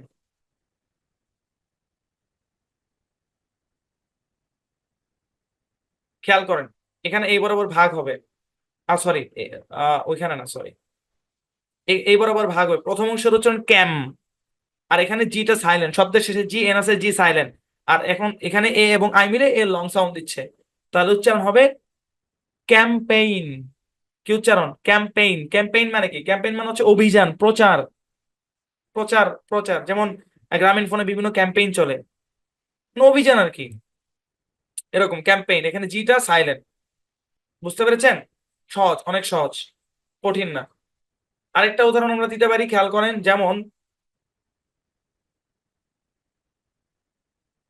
আচ্ছা খেয়াল করেন, এই শব্দের মধ্যে শব্দের শেষে জি এন আছে, শব্দের শেষে, এবং জিটা সাইলেন্ট। এই শব্দের উচ্চারণ হচ্ছে, অরিজিনালি উচ্চারণ হচ্ছে ফরান, ফরান। অরিজিনালটা বাদ দেন, আমরা নর্মালি বুঝি ফরেন। ফরেন বুঝেন? ভিনদেশি। আমরা বলি না ফরেন কান্ট্রি, বলি না, এ হচ্ছে ফরেন, জিটা সাইলেন্ট। হ্যাঁ, এখানে কিন্তু ই আই মিলে ফরেইন মানে লং এ সাউন্ড দিবে এরকম কিছু না, এখানে হালকা আকারের সাউন্ড দিয়ে এন এর উপর গিয়ে পড়বে, ফরান, অরিজিনালি আর কি।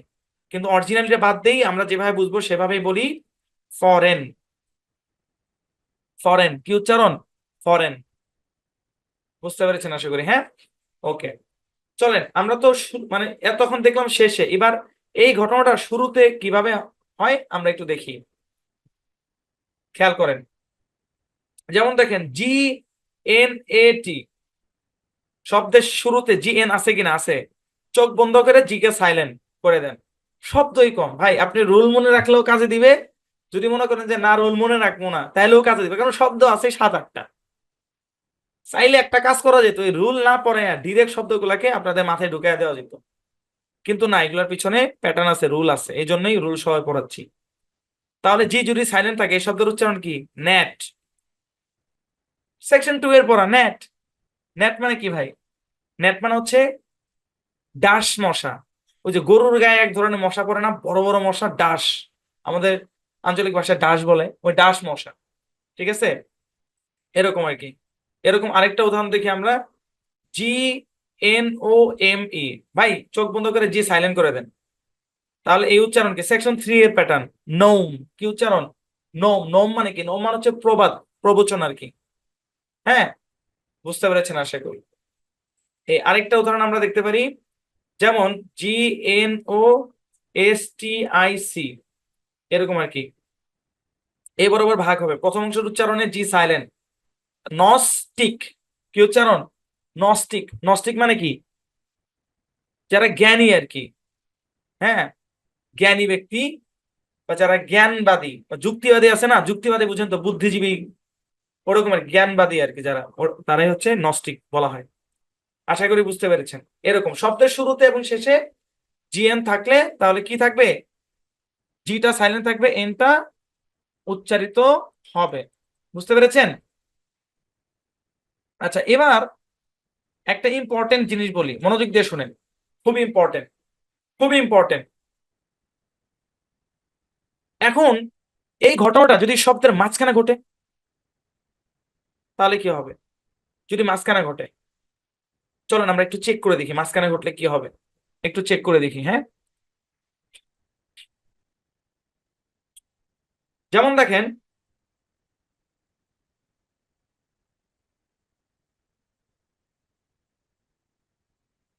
আচ্ছা এটা আমি লিখলাম, এটা এন। একটা শব্দ আছে সিগনেচার, ঠিক কিনা? সিগনেচার বুঝেন না? সিগনেচার। তো এখানে GN একসাথে আছে, রাইট? তো এখন এটা কিন্তু শুরুতেও না, শেষেও না, মাঝে আসছে। ভাই বললাম না, যদি মাঝে কাজ করতো তাহলে আমি আপনাদেরকে বলে দিতাম যে এটা মাঝেও আসবে, বলে দিতাম। কিন্তু না, এটা মাঝে কাজ করবে না। কেন কাজ করবে না আমি বলি। আমরা যদি সিলেবল ডিভিশন করি, তাহলে আমরা দেখতে পাই এটা এই বরাবর ভাগ হয়ে যায়, এবং এটা এই বরাবর ভাগ হয়ে যায়। এই অংশের উচ্চারণ সিগ, এই অংশের উচ্চারণ ন, আর এই অংশের উচ্চারণ চার। পুরোটা মিলে সিগনেচার। সিগনেচার।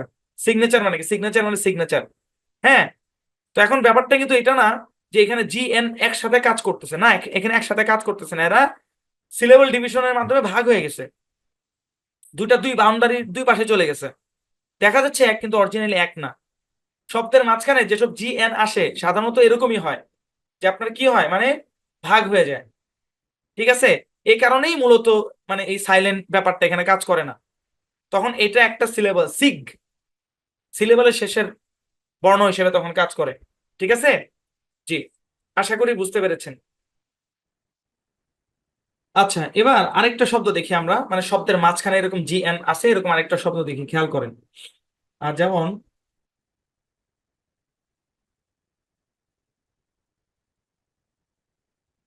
আচ্ছা খেয়াল করে দেখেন, এখানেও কিন্তু GN আছে, কিন্তু GN একসাথে আছে তাই বলে যে জিটা সাইলেন্ট হবে ব্যাপারটা আদৌ এরকম না, কারণ এটা শুরুতেও ঘটে নাই, শেষেও ঘটে নাই, এটা মাঝখানে আসছে। এবং আমরা যদি ডিভিশন করি, সিলেবল ডিভিশন করি, তাহলে এরকম ভাগ হয় আর কি, এই বরাবর ভাগ হয়। হ্যাঁ। তো দেখা যাচ্ছে কি মানে এই সিলেবল ডিভিশনের কারণে জি এবং এন দুইটা আলাদা সীমানায় পড়ে গেছে, যে কারণে এই রুলটা এখানে কাজ করবে না, কারণ একসাথে থাকাটা জরুরি। ঠিক আছে, এই হচ্ছে মেইন কনসেপ্ট। তো আশা করি বুঝতে পেরেছেন। তো কথা হচ্ছে এটাই, যে শব্দের শুরুতে বা শেষে ঘটনাটা ঘটা লাগবে। GN যদি থাকে সেক্ষেত্রে জিটা সাইলেন্ট থাকবে আর এনটা উচ্চারণ হবে।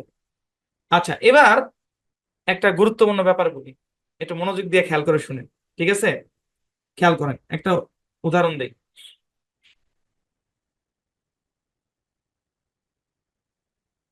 এই শব্দের উচ্চারণ কি বলেন? এই শব্দের উচ্চারণ হচ্ছে অ্যাসাইন। কি উচ্চারণ? অ্যাসাইন। অ্যাসাইন। এটা একটু ভালো মতো বুঝেন। ব্যাখ্যা দিচ্ছি ভাই, ব্যাখ্যা মুখস্থ করাচ্ছি না আপনাদের, মানে কি চিন্তা শক্তি প্রখর করতেছি, বিচক্ষণতা বাড়ানোর চেষ্টা করতেছি, বুঝেন, শর্টকাট ওয়ে অবলম্বন করতেছি না। এই শব্দের উচ্চারণ হচ্ছে অ্যাসাইন। কিভাবে অ্যাসাইন? এটাই বরাবর ভাগ হবে। প্রথম অংশের উচ্চারণ এস, এই অংশের উচ্চারণ সাইন, এখানে জিটা সাইলেন্ট, এবং এখানে একই কনসোনেন্ট দুইবার থাকার কারণে একটা কনসোনেন্টের উচ্চারণ হবে অ্যাসাইন। বুঝতে পেরেছেন? এখানে জি যে সাইলেন্ট, বুঝতে পেরেছেন? অ্যাসাইন, কারণ শব্দের শেষে জি এন আছে। এবার একটা শব্দ দিই, মনোযোগ দিয়ে খেয়াল করেন, এখানে নতুন একটা ব্যাপার আছে, এজন্য আমি আপনাদেরকে এভাবে বলতেছি।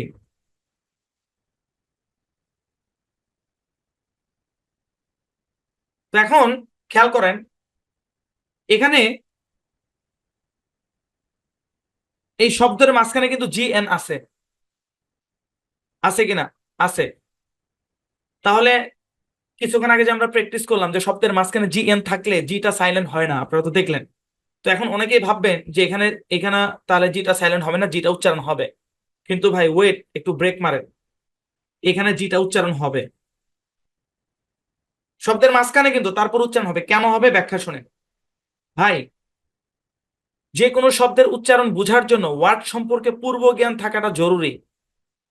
আমরা যখন সিলেবল ডিভিশন প্যাটার্ন আপনাদেরকে শিখাই 6 নাম্বার সেকশনে, একটা কথা অনেকবার বলছি, হ্যাঁ, প্রিফিক্স জানলেন, সাফিক্স জানলেন, সিলেবল ডিভিশন প্যাটার্ন জানলেন, ওয়ার্ড সম্পর্কে পূর্ব জ্ঞান থাকাটাও জরুরি। সবকিছু মুখস্থ বিদ্যা দিয়ে হয় না ভাই, এটাই বাস্তবতা। তো অরিজিনালি আমরা যদি এই শব্দটার দিকে একটু সূক্ষ্মভাবে তাকাই, তাহলে দেখতে পাই যে মূল শব্দ হচ্ছে এটা অ্যাসাইন। এটা হচ্ছে আমার মূল শব্দ। অ্যাসাইন মানে কি জানেন? অ্যাসাইন মানে হচ্ছে নিয়োজিত করা, মানে কোনো কিছু বন্টন করা, হ্যাঁ, ঠিক করে দেওয়া, নিয়োজিত করা, এরকম অর্থ দেয় অ্যাসাইন। বুঝছেন? এই যে মূল শব্দ হচ্ছে এইটা, এইটা হচ্ছে মূল শব্দ। তো অ্যাসাইনমেন্ট শব্দের মধ্যে এইটা হচ্ছে মূল শব্দ, আর এটা হচ্ছে সাফিক্স। Assignment suffix. এবং সিলেবল ডিভিশন করলে আমরা দেখতে পাই যে এখানে এই বরাবর ভাগ হয়, এখানে ভাগ হয়, এইভাবে ভাগ হয়। অ্যাসাইনমেন্ট ভাগটা কিন্তু এখানে হয় না, এখানে ভাগ হয় না যে এই বরাবর ভাগ করে জি আর এন কে 2 এড়িয়ে পাঠায়, এরকম না। ভাগটা কোথায় হয়? ভাগটা এই বরাবর হয়। হ্যাঁ, তো যে কারণে এখানে জিটা সাইলেন্ট হবে। অরিজিনালি এটা কিন্তু শব্দের শেষে, আপনি যদি মেন সাফিক্সটাকে বাদ দেন, অরিজিনালি কিন্তু শব্দের শেষে, রাইট? সাফিক্স যুক্ত করার কারণে ওইটা মাঝে দেখা যাচ্ছে। হ্যাঁ, তো এখন অনেকে ভাবতে পারেন যে ভাই এরকম কেস কয়টা শব্দের মধ্যে আছে? খুবই কম।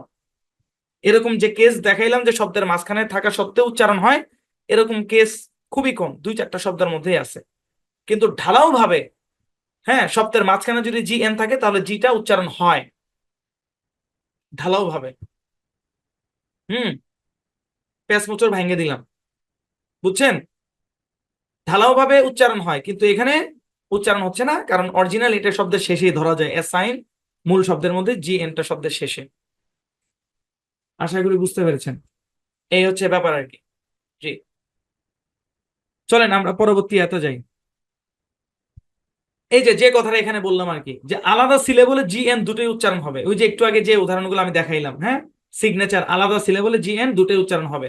যেমন আরেকটা শব্দ, যেহেতু এটা আসছে আমি দেখাই, খেয়াল করেন, খেয়াল করেন। তো এটা এই বরাবর ভাগ হবে, হ্যাঁ, এই বরাবর ভাগ হবে, তাহলে এটা ইগনোর। সিলেবলটা কিন্তু আলাদা, আলাদা সিলেবলে দুটো জি এন দুটোই উচ্চারণ হবে, এখানে কোনো সাইলেন্ট মাইলেন্ট থাকবে না। কিছুক্ষণ আগে যে উদাহরণগুলো দিলাম, সিগনেচার, হ্যাঁ, তারপরে আপনার দিলাম হচ্ছে ডেজিগনেশন, এগুলো যে দিলাম, ওটা আসলে এখানে দিলেই ভালো হইতো। যাক, সমস্যা নেই, একই একই কথা, যেহেতু মুখে আমি ওখানে বলে দিছি, এই আর কি। তো চলেন পরবর্তী অংশে যাই। আচ্ছা, এবার এইটা একটু গুরুত্বপূর্ণ ভাই, এটা আমি একটু স্টার মার্ক দিই, স্টার মার্ক, এটা গুরুত্বপূর্ণ। হ্যাঁ, গুরুত্বপূর্ণ, খেয়াল করেন, কথাটা বুঝেন, তারপর আমরা উদাহরণ দিব। ভাওয়ালের পর জি এইচ থাকলে, জি এবং এইচ দুটোই সাইলেন্ট। দেখেন এখানে কিন্তু আমি কি করছি, দুটোই কিন্তু ছাই কালার দিয়ে লিখছি, ছাই কালার মানেই সাইলেন্ট। ভাওয়ালের পর ঘটনাটা ঘটবে, ভাওয়ালের পর মানে ব্যাপারটা এরকম না যে শুরুতে হইলো, হ্যাঁ মাঝে হইলো, শেষে হইলো। আমি শব্দের শুরুতে হবে না মাঝে হবে না শেষ হবে এরকম কোনো কথাই বলিনি, ভাওয়ালের পর হওয়া লাগবে। ভাওয়ালের পর যদি জি এস থাকে, জি এবং এইচ দুটোই সাইলেন্ট। চলেন আমরা উদাহরণ দেখি। হ্যাঁ মানে জি এর সাথে এইচ এর ব্যাপারটা চলে আসতেছে আর কি। হ্যাঁ চলেন আমরা দুটোই দেখি। চলেন যেমন দেখেন, এইচ আই জি এইচ, এই শব্দের উচ্চারণ কি? এখানে জি এইচ টা silent, Jio silent, HO silent. কেন? কারণ ভাওয়ালের পরে আসছে। এবং এই প্যাটার্নটাকে আমরা সেকশন 5-এ কিন্তু একটু অন্যভাবে পড়াইছি। আমরা কি বলছিলাম? আই জি এইচ মিলে লং আই সাউন্ড দেয়। এবং এটাও বলছিলাম অরিজিনাল জি এইচ সাইলেন্ট, আপনি চাইলে আই জি এইচ সমান সমান আই এভাবেও ধরতে পারেন, অথবা আপনি এই দুটাকে সাইলেন্টও ধরতে পারেন। এভাবে বলছিলাম অরিজিনাল এখানে জি এইচ টা সাইলেন্ট আই জি এইচ এর মধ্যে, বুঝছেন? তো জি এইচ টা সাইলেন্ট, ভাওয়ালের পরে আসছে। এরকম আরো উদাহরণ আমরা দিতে পারি, খেয়াল করেন। যেমন দেখেন, এল আই জি এইচ টি, উচ্চারণ কি? এখানে জি এইচ একসাথে আসছে এবং আগে ভাওয়াল আছে, তাহলে জি এইচ টা সাইলেন্ট। এবং এই আইটা কিন্তু লং সাউন্ড দিবে। আমরা বলছি আই জি এইচ একসাথে থাকলে কিন্তু লং সাউন্ড দেয়, মনে আছে সেকশন 5-এ? তাহলে এই শব্দের উচ্চারণ কি? লাইট। কি উচ্চারণ? লাইট। লাইট মানে কি? লাইট মানে আলো। লাইট মানে আলো। যদি আমি শুরুতে এন যুক্ত করি তাহলে কি হবে? নাইট। নাইট মানে কি? নাইট মানে রাত। যদি আমি শুরুতে আর যুক্ত করি তাহলে কি? রাইট। রাইট মানে কি? রাইট মানে সঠিক। যদি আমি শুরুতে বি আর যুক্ত করি তাহলে কি? ব্রাইট। ব্রাইট মানে কি? ব্রাইট মানে উজ্জ্বল।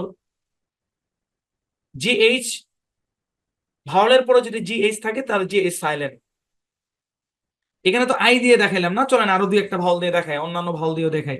খেয়াল করেন, যেমন দেখেন টি এ ইউ জি এইচ টি, খেয়াল করেন টি এ ইউ জি এইচ টি। ওকে, এখানে জি এইচ এর আগে কি ভাওয়াল আছে কিনা বলেন? আছে, তাহলে জি এ সাইলেন্ট। তাহলে যদি জি এ যদি সাইলেন্ট হয় তাহলে শব্দের উচ্চারণ কি হবে? টট। এ ইউর উচ্চারণ কি ভাই? অ। অ, টট। টট। টট মানে কি? একটা ভার্ব আছে টিচ মানে পড়ানো, টিচের পাস্ট ফর্ম হচ্ছে টট, বুঝছেন? জি এইচ এর আগে ভাওয়াল থাকলেই জি সাইলেন্ট, বা ভাওয়ালের পরে জি এইচ থাকলে জি জি এইচ সাইলেন্ট, দুটাই সাইলেন্ট। আমি কি একটা বলছিলাম নাকি জি সাইলেন্ট? বললেও সরি, জি এইচ দুটাই সাইলেন্ট। ভাই একটা না দীর্ঘক্ষণ ধরে কথা বললে মনোযোগ একটু বিগড়া বিগড়ি করবে, এটাই স্বাভাবিক। আচ্ছা, আশা করি বুঝতে পেরেছেন। হ্যাঁ এরকম আরো চলেন, আরো দুই একটা অন্য অন্য ভাওয়াল দিয়ে আমরা দেখি। যেমন দেখেন একটা উদাহরণ, যেমন দেখেন ah D A U G H T E R, এই শব্দের উচ্চারণ কি? এখানে জি এইচ এর আগে ভাওয়াল আছে, G H silent, G H উচ্চারণ হবে না। শব্দের উচ্চারণ কি? ডটার। ডটার। ডটার মানে কি? ডটার মানে কন্যা, এর উচ্চারণ ড, এর উচ্চারণ টার। হ্যাঁ ই এর পরে আর আছে, ই এর উচ্চারণ আ হবে। ডটার। ডটার মানে কন্যা, বুঝতে পেরেছেন?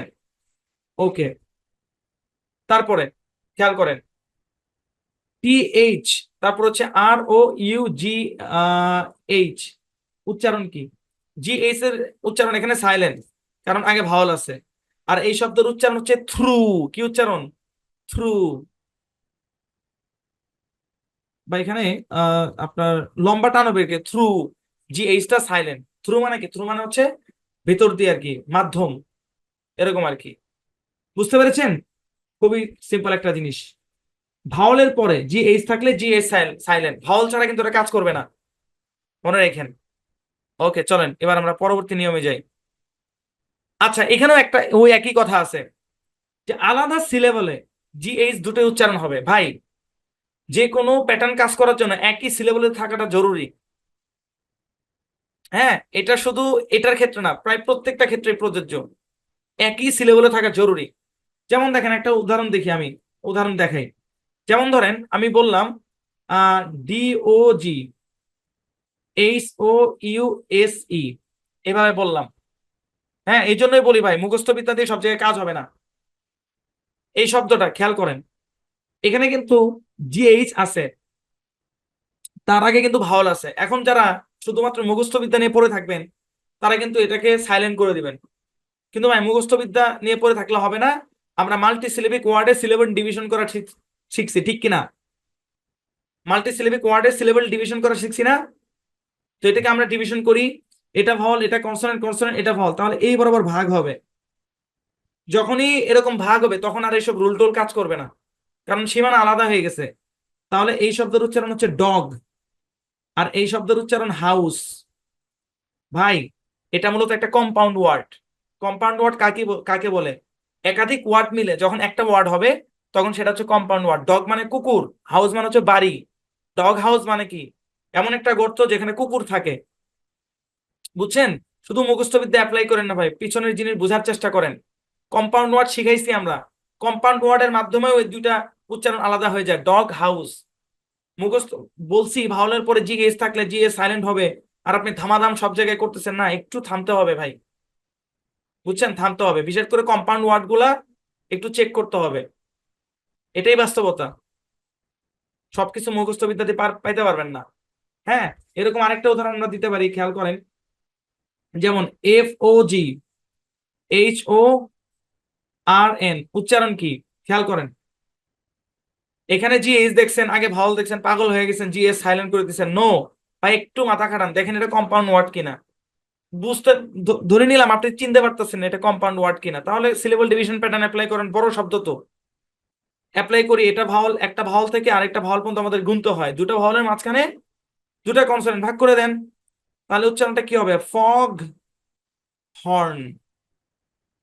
ফগ হর্ন, ফগ হর্ন মানে কি? ওই জাহাজে এক ধরনের হর্ন থাকে, যখন জাহাজ কুয়াশার মধ্যে আটকে যায়। হ্যাঁ, মানে ওই দূরের কোনো জাহাজকে সিগন্যাল দেওয়ার জন্য যে আমরা এদিকে আসি, কারণ কুয়াশায় তো দেখা যায় না, তখন লাইটের সাথে সাথে হর্নও দেয়, ওই যে হর্নটা দেয় ওটাকে বলে ফগ হর্ন। বুঝছেন? তো আলাদা সিলেবলে জি এইচ দুটোই উচ্চারণ হবে। এই সাইলেন্ট লেটার গুলো, শুধু সাইলেন্ট লেটার না ভাই, যে কোনো প্যাটার্ন কাজ করার জন্য, হ্যাঁ, শর্ত হচ্ছে একই সিলেবলে থাকতে হবে। শুধু দুই একটা জায়গা আছে যেগুলো আলাদা সিলেবলে থাকলেও কাজ করে, যেমন একই কনসোনেন্ট দুইবার থাকলে একটা কনসোনেন্ট ধরে উচ্চারণ করতে হয়, ওইটা আলাদা সিলেবল ভাগ হয়ে গেল, ওটা আমরা একটা কনসোনেন্ট ধরে করি। কিন্তু ম্যাক্সিমাম জায়গাগুলোতে একই সিলেবল হওয়া লাগে। হ্যাঁ, ধরেন আমি একটা জিনিস বলি, আহ যেমন ধরেন PILOT। হ্যাঁ, এখন আমরা তো জানি যে আই এর পরে কনসোনেন্ট থাকলে আই শর্ট সাউন্ড দেয়, কিন্তু সিলেবল ডিভিশনে তো এটা এক জায়গায় ভাগ হয়ে গেছে ভাই। এখন পাশে থাকলে তার হবে না, এখন যেহেতু ভাগ করে দিয়েছেন তখন আর এটা শর্ট সাউন্ডে প্যাটার্নে ঢুকবেই না, কারণ ওটা আলাদা ইয়েতে চলে গেছে। যে কোনো রুল কাজ করার জন্য একই সিলেবলে থাকতে হয়, হাতে গোনা তিন চারটা নিয়ম ব্যতীত। আশা করি বুঝতে পেরেছেন। জি চলেন পরবর্তীতে যাই। আচ্ছা, যেহেতু জি GH এর মানে পর্ব চলতেছে, আসলে এটা আজকের ক্লাসের আলোচ্য বিষয়ই না, কারণ এটা সাইলেন্ট লেটারের কোনো কথাই না। কিন্তু তারপরও যেহেতু GH নিয়ে কথা বলতেছি, সেই ক্ষেত্রে আমরা বলি অল্প কিছু শব্দে GH এর সাউন্ড এফ হবে। মানে আমরা যে কয়েকটা দেখাবো আর লিস্টে যে কয়েকটা দিব ওগুলাই, এর বাইরে না। হ্যাঁ, এর বাইরে না, আমরা যে কয়েকটা দেখাবো আর লিস্টে যে কয়েকটা দিব ওইগুলাই। যেমন ধরেন একটা জিনিস আমরা বলি,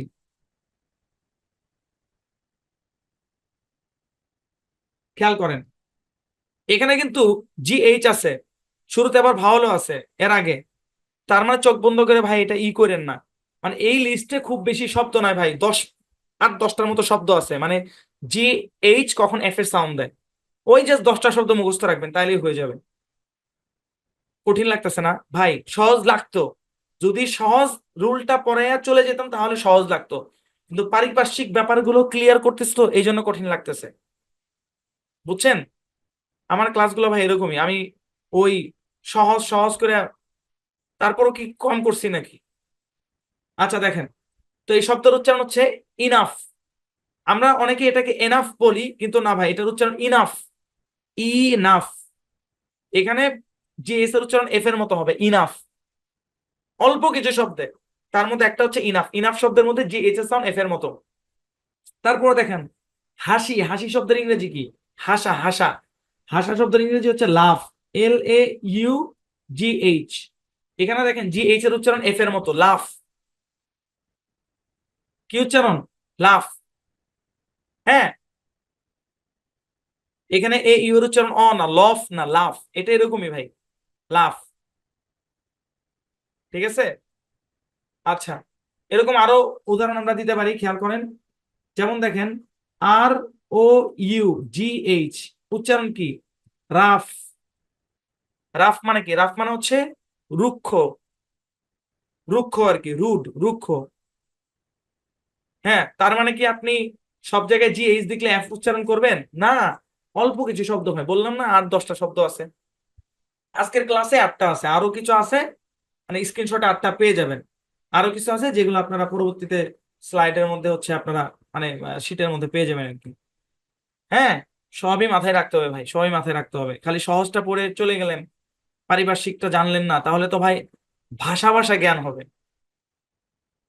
যে কোনো নলেজ ভালোভাবে নিবেন, ভাষা ভাষা জ্ঞান নিবেন। আচ্ছা চলেন, তো এবার এই এইচ এর টপিকটাই আজকের ক্লাসে আমাদের শেষ। ঠিক আছে, ইনশাল্লাহ। এর পরবর্তী ক্লাসে আমরা এইচ এর পর থেকে আমরা দেখবো আর কি। তো এখন আমরা দেখবো যে যেসব জায়গায় এইচ উচ্চারিত হবে না, খেয়াল করেন। শব্দের শুরুতে জি এইচ থাকলে এইচ সাইলেন্ট। হ্যাঁ, এইচ সাইলেন্ট। একটু আগে আমরা বলছি জি এইচ এর আগে ভাওয়াল থাকলে জি এইচ দুটাই সাইলেন্ট। মানে এখন বলতেছে কি, মানে জি এইচ থাকলে শুধু এইচটা সাইলেন্ট। কি প্যাস লাগে? লাগুক প্যাস, ভিডিও দেখে দেখে ক্লিয়ার করে নেবেন। আচ্ছা, শব্দের শুরুতে যদি জি এইচ থাকে তাহলে জি উচ্চারণ হবে এইচ সাইলেন্ট। শব্দের শুরুতে যদি আর এইচ থাকে আর উচ্চারণ হবে এইচ সাইলেন্ট। শব্দের শুরুতে যদি ডাব্লিউ এইচ থাকে তাহলে ডাব্লিউ উচ্চারণ হবে এইচ সাইলেন্ট। এছাড়াও আরো কিছু শব্দ আছে যেখানে এইচটা সাইলেন্ট থাকে, মানে এটা ডালপালা একটু বেশি। হ্যাঁ, চলেন আমরা দেখি। শব্দের শুরুতে জি এইচ থাকলে এইচ সাইলেন্ট, এরকম দেখি। উদাহরণের সংখ্যা খুব একটা বেশি নাই, খুবই কম। যেমন খেয়াল করেন, জি এইচ ও এস টি, উচ্চারণ কি? এইচটা সাইলেন্ট করেন আগে। উচ্চারণ হচ্ছে গোস্ট। কি উচ্চারণ? অনেকে এটাকে ঘোস্ট বলে, ঘোস্ট, ভূত, ভূত। ভূতের ইংরেজি হচ্ছে গোস্ট, অনেকে এটাকে ঘোস্ট বলে। ভাই ঘোস্ট না, গোস্ট। উচ্চারণ এরকম, ওকারে সাউন্ড দিয়ে আসবে, এটা ওটা লং সাউন্ড দেবে। কেন লং সাউন্ড দিলো ভাই? এটাই গোস্ট শব্দের মধ্যে ও লং সাউন্ড দেবে, এটাই এটাই ব্যাখ্যা, আর কোনো ব্যাখ্যা নেই। গোস্ট উচ্চারণ কি? গোস্ট, গোস্ট মানে হচ্ছে ভূত আর কি। ঠিক আছে, আরেকটা উদাহরণ দিতে পারি আমরা, খেয়াল করেন। যেমন জি এইচ, তারপর হচ্ছে আপনার ই আর কে আই এন, উচ্চারণ কি? খেয়াল করেন, এটাই বরাবর ভাগ হবে। হ্যাঁ, এখানে জি এইচ আছে শব্দের শুরুতে, এইচটা সাইলেন্ট, তাহলে উচ্চারণ কি? গারকিন। কি উচ্চারণ? গারকিন। গারকিন মানে কি? গারকিন মানে হচ্ছে ক্ষীরা। কিউকাম্বার মানে শশা। আর গারকিন মানে ক্ষীরা। ঘারকিন এরকম না, হ্যাঁ, গারকিন। তারপরে দেখেন, উদাহরণ দেখেন, যেমন জি এইচ, তারপর হচ্ছে ই ডাবল টি ও, ডাবল টি ও। ঠিক আছে, জি এইচ আছে কিনা? আছে। এইচটাকে সাইলেন্ট করে দিন শব্দের শুরুতে যেহেতু আসছে, তাহলে উচ্চারণ কি? গেটো। গেটো দুইবার না, একই কনসোনেন্ট দুইবার থাকলে একটা কনসোনেন্ট ধরে উচ্চারণ করতে হয়। মূলত এই বরাবর ভাগ হবে আর কি, এই বরাবর ভাগ হবে। হ্যাঁ, এই বরাবর সিলেবল ডিভিশন প্যাটার্ন অ্যাপ্লাই করেন তাহলেই তো হয়ে যায়, এই বরাবর ভাগ হবে। উচ্চারণ হচ্ছে গেটো, গেটো। এই শব্দগুলো একটু আনকমন ভাই, 7 নাম্বার সেকশনে সব এরমই দেখবেন। হ্যাঁ, একটু প্যাচ, একটু এটা সেটা, 7 নাম্বার সেকশনে আসছি, আর কয়েকটা ক্লাস পরে তো করছি শেষ। গেটো, গেটো মানে কি? গেটো মানে হচ্ছে মহল্লা, বস্তি, বা বিশেষ প্রজাতির লোক যেখানে থাকে। হ্যাঁ, ওই অঞ্চলকে গেটো বলে আর কি, এরকম। ঠিক আছে, তো আশা করি বুঝতে পেরেছে, মানে এইচটা সাইলেন্ট, ব্যাস, দ্যাটস ইট। চলেন, শব্দই কম, বেশি শব্দ নাই। চাইলে ইয়া করা যেত, চাইলে রুল ব্যাখ্যা না কইরা ডিরেক্ট মুখস্থ করানো যেত যে ভাই এগুলোর মধ্যে এইচ সাইলেন্ট, কিন্তু না, আপনাদেরকে রুল সবাই শিখতে হবে। তারপরে দেখেন এখানে কি বলছে, শব্দের শুরুতে। হ্যাঁ, শব্দের শুরুতে। এখন ওনাকে, আচ্ছা দেখেন এই উপরে কথাটা যে লিখলাম, এখন কেউ যদি আবার একটু একবার আর প্রশ্ন করে, ভাই এটা যদি শব্দের শেষে থাকে, বা এটা যদি শব্দের মাঝখানে থাকে, ভাই থাকলে তো আমি নিজেই বলতাম। অনেকে বলতে পারে ভাই যদি সিলেবল দিয়ে ভাগ হয়ে যায়, ভাগ হলে তো কাজ করবেই না, ওটা তো আরো বড় হিসাব, তাই না? বুঝেন, বোঝার চেষ্টা করে। আচ্ছা, শব্দের শুরুতে আর এস থাকলে এই সাইলেন্ট আর উচ্চারণ হবে। হ্যাঁ, যেমন খেয়াল করেন RHYME, এই উদাহরণটা আমরা সেকশন 5-এও দিছি। এখানে এইচটা সাইলেন্ট, রাইম। আমরা কি বলছিলাম, ওয়াই এর পরে কনসোনেন্ট শেষে ই থাকলে ওয়াইটা আই এর লং সাউন্ড দেয়, শেষের ইটা সাইলেন্ট থাকে, সেকশন 5 মনে করেন। এখানে এইচটা সাইলেন্ট, উচ্চারণ হচ্ছে রাইম। রাইম মানে কি? রাইম মানে হচ্ছে ছন্দ। হ্যাঁ, ছন্দ আর কি। আচ্ছা, আরেকটা উদাহরণ নিচে নিচেই দিয়ে খেয়াল করেন, RHYTHM, এই শব্দের উচ্চারণ রিদম। কি উচ্চারণ? রিদম। আমরা কি বলছিলাম, ওয়াই এর দুই পাশে কনসোনেন্ট থাকলে ওয়াই শর্ট সাউন্ড দেয় আই এর, না মনে আছে? রিদম, এখানে টি এসটা দয়ের সাউন্ড দিবে। হ্যাঁ, রিদম। রিদম মানে কি? রিদম মানে হচ্ছে ওই একই ছন্দ, মানে এটা কবিতার ছন্দ আর এটা হচ্ছে তাল, অনেকটা পাশাপাশি অর্থ আর কি, রিদম, রাইম, রিদম। ওকে, তারপর দেখেন একটা উদাহরণ দেই এখানে।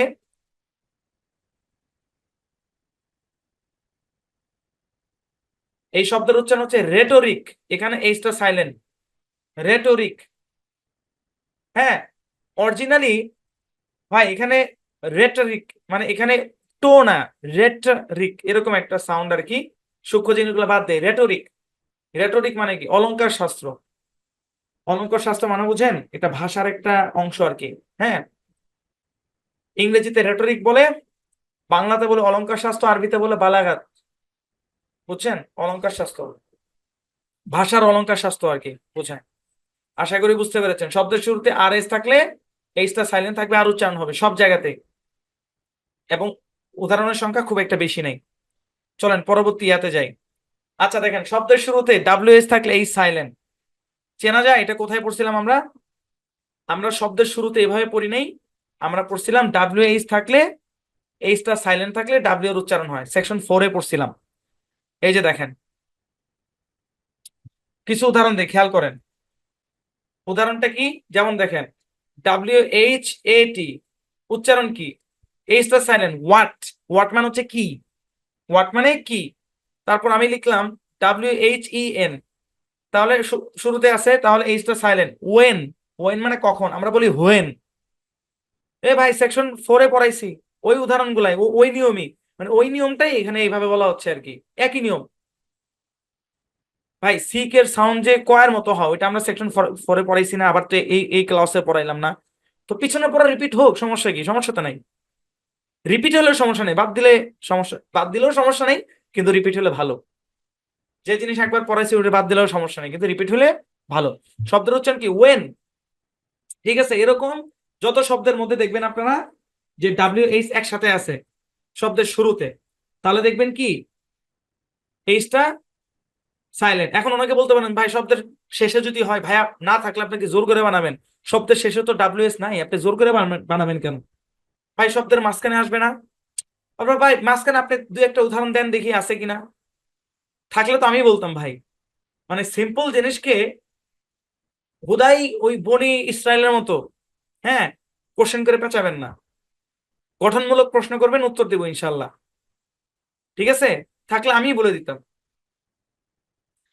আচ্ছা, তো এখন কথা হচ্ছে, এই নিয়মের আবার একটা ব্যতিক্রমও আছে। ব্যতিক্রম কি? তবে নিচের শব্দগুলোতে ডাব্লিউ সাইলেন্ট থাকবে, এইচ উচ্চারণ হবে। ওই ক্লাসেও কিন্তু চারটা শব্দ দেখাইছিলাম, হু, হুম, হুজ, হোল। বাস মুখস্থ করেন। মানে নর্মালি কি হয়, এইচটা সাইলেন্ট থাকে, কিন্তু এখানে এই চারটা শব্দে তার ব্যতিক্রম হয়েছে, ডিরেক্ট মুখস্থ করেন, হু, হুম, হুজ, হোল। বাস, সিম্পল। সেকশন 4-এ আমরা এটা পড়ছি।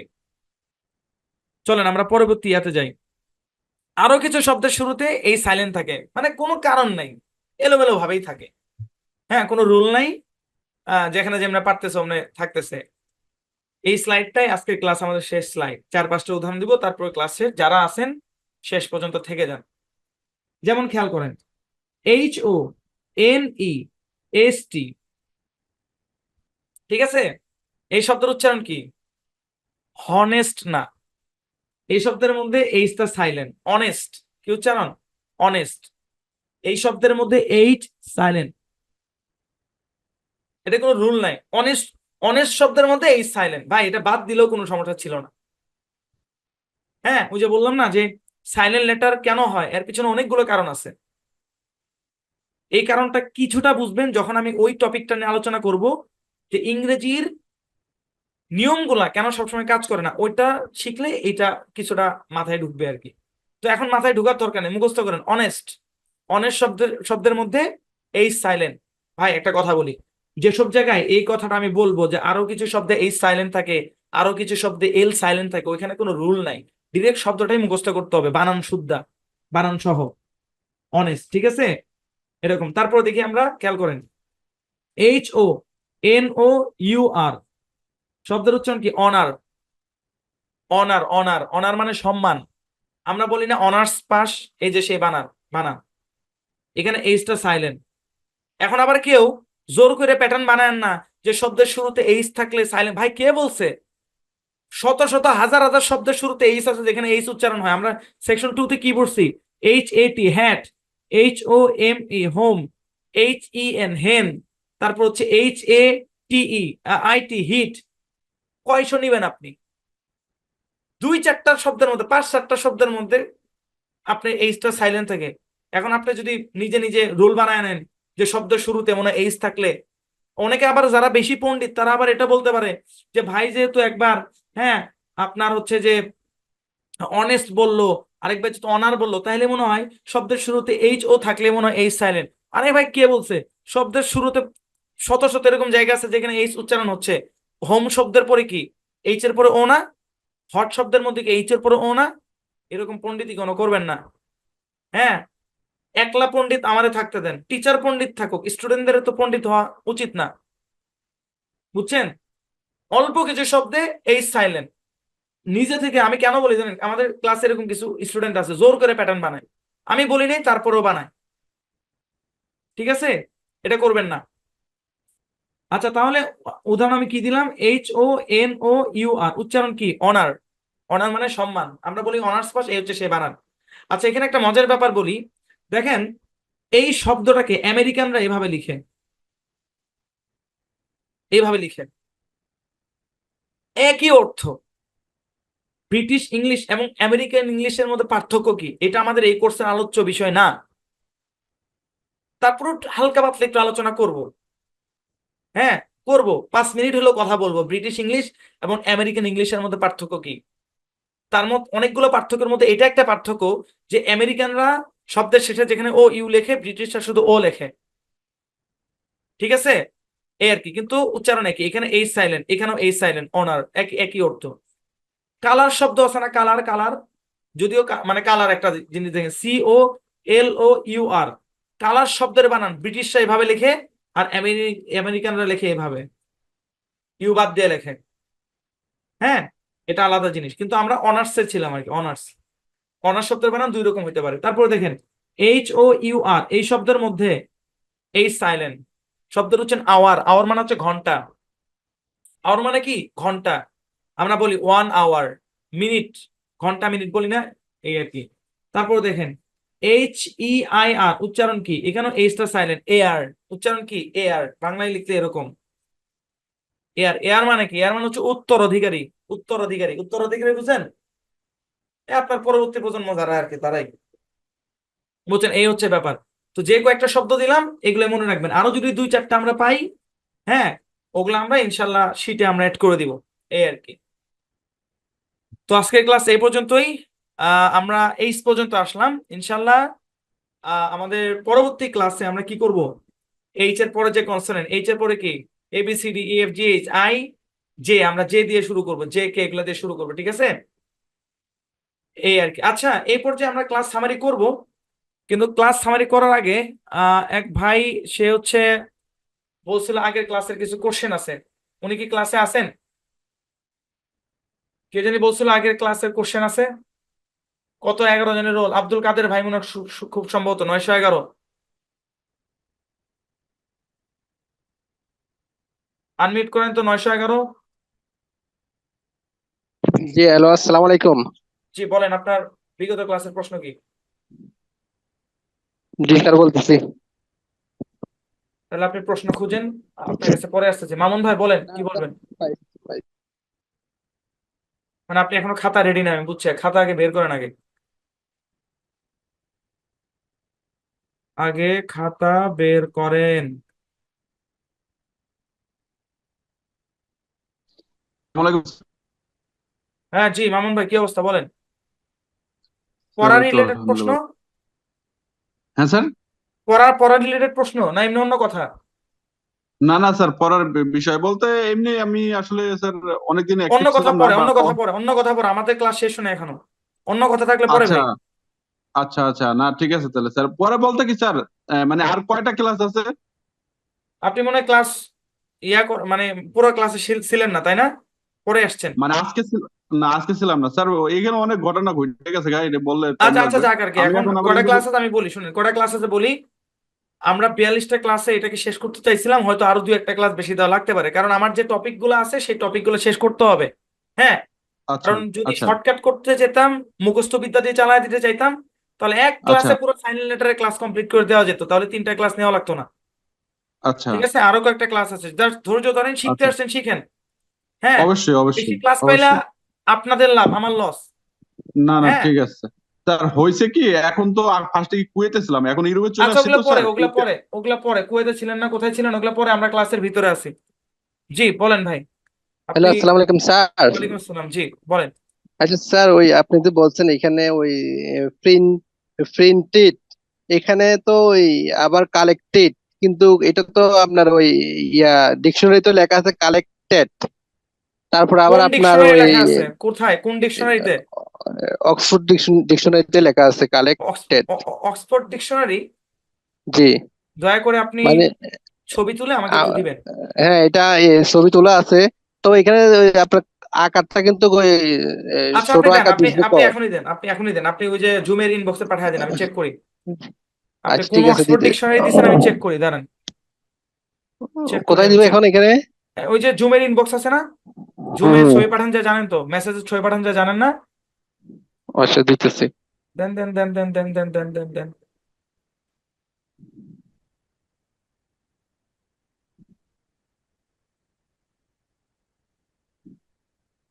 ওনার প্রশ্ন কি বুঝতে পারছেন? ওনার প্রশ্ন হচ্ছে, হ্যাঁ, আমি উত্তর দিচ্ছি। উনি দারুণ একটা পয়েন্ট টাচ করছে, আমি চাই এরকম স্টুডেন্ট আমাদের ক্লাসে থাকুক। ঠিক আছে, এখন দারুণ একটা কনভারসেশন হবে। হ্যাঁ, ওই বইয়ে কি আছে ভাই, ছবিটা দেন। লেট করতেছেন কেন? মানে ব্যাপারটা হচ্ছে, আমরা এর আগের দিদি ক্লাসে স্যার। একটা একটা রুল পড়ছিলাম এরকম। রুলটা পড়ছিলাম এরকম, যে যদি টি অথবা ডি এর পরে যদি ইডি থাকে, হ্যাঁ, তাহলে ইডি এর উচ্চারণ হবে ইড। এরকম হবে, যেমন প্রিন্টিড, ওয়ান্টিড, এরকম হবে, নট ওয়ান্টেড। হ্যাঁ, ভাই আমার অক্সফোর্ড ডিকশনারিতে পাইছে, দেখি কোন অক্সফোর্ড ডিকশনারিতে পাইছে, আমরা একটু দেখি। ভাই, ওইটা দেখেন, একটু জুম করেন এটা। আচ্ছা দাঁড়ান দাঁড়ান, এটা কোথায় এটা? WhatsApp image. আচ্ছা, নো, দাঁড়ান দাঁড়ান। আচ্ছা, এটা এটা অন করা যাচ্ছে না কেন? আমি এখান আচ্ছা, থেকে আমার এখানে পাঠাচ্ছি। তো অন হচ্ছে না ভাই। আচ্ছা, আচ্ছা, অফিসের হচ্ছে না। ফোনটাও তো আমার কাছে নাই। অফিসে আমি তো অফিসের ফোনটা এই মুহূর্তে কাছে নেই। ভাই আপনি এটা বলেন, এটা কি এটা কোন আমি অক্সফোর্ড? বাংলাতে বাংলায় বাংলায় লেখা অক্সফোর্ড? বাংলা লেখা হচ্ছে, ঠিক আছে জি স্যার। ইয়েস। এখানে আমি আপনার এটা বানান করে বুঝছি, আমি বুঝাই আমি আপনাকে বুঝছি, স্যার। আমি বুঝছি, আমি বুঝছি, আমি বুঝছি। Oxford dictionary collected. তো আপনি জি আমি কথা বলার বলেন। সময় কথা বলবেন না, আমি বললাম না বুঝছি, আমাকে কথা বলতে দেন নাকি? আচ্ছা বলেন। শুনেন, একটা কথা বলি, সেটা হচ্ছে, আচ্ছা ওনার প্রশ্নটা আমি আগে ক্লিয়ার করি। গুরুত্বপূর্ণ একটা পয়েন্ট, এটা এটা জানার দরকার আছে। ক্লিয়ার করি, কারণ নয়তো এই ধরনের প্রশ্ন কোর্সের পরেও আসতে পারে, যেহেতু কোর্সের মাঝখানে আসছে খুব ভালো। আমরা একটা রুল পড়াইছি এরকম, হ্যাঁ, আমরা একটা রুল পড়াইছি এরকম, যদি শব্দের শেষে কোন একটা শব্দ না, ভার্বের শেষে যদি ইডি থাকে, হ্যাঁ, তার আগে যদি টি থাকে, হ্যাঁ, মানে ব্যাপারটা এরকম, ভার্বের শেষে যদি টিইডি এরকম যদি থাকে, অথবা ডিইডি এরকম যদি থাকে, তাহলে এর উচ্চারণ হবে ইড। হ্যাঁ, ইড। এটা আমরা পড়েছিলাম, রাইট? জি এটা আমরা পড়েছিলাম, মানে এরকম আর কি। মানে টেড হবে না, তারপর হচ্ছে ডেড, এরকম হবে না নাকি? যেমন এডি, জি স্যার। তারপর হচ্ছে আপনার এন, এন ডেড, এরকম না, এন ডিড, এরকমই তো। জি আচ্ছা দাঁড়ান একটু, তাড়াহুড়া করেন না ভাই, উনি ভালো একটা প্রশ্ন করছে, আমি আরেকটু সুন্দরভাবে লিখি। টি ই ডি যদি থাকে তাহলে উচ্চারণ হবে ইড। হ্যাঁ, তারপর যদি ডি ই ডি যদি থাকে তাহলে এর উচ্চারণ হবে ইড। তাহলে এই অনুসারে আমাদের এই উচ্চারণ হবে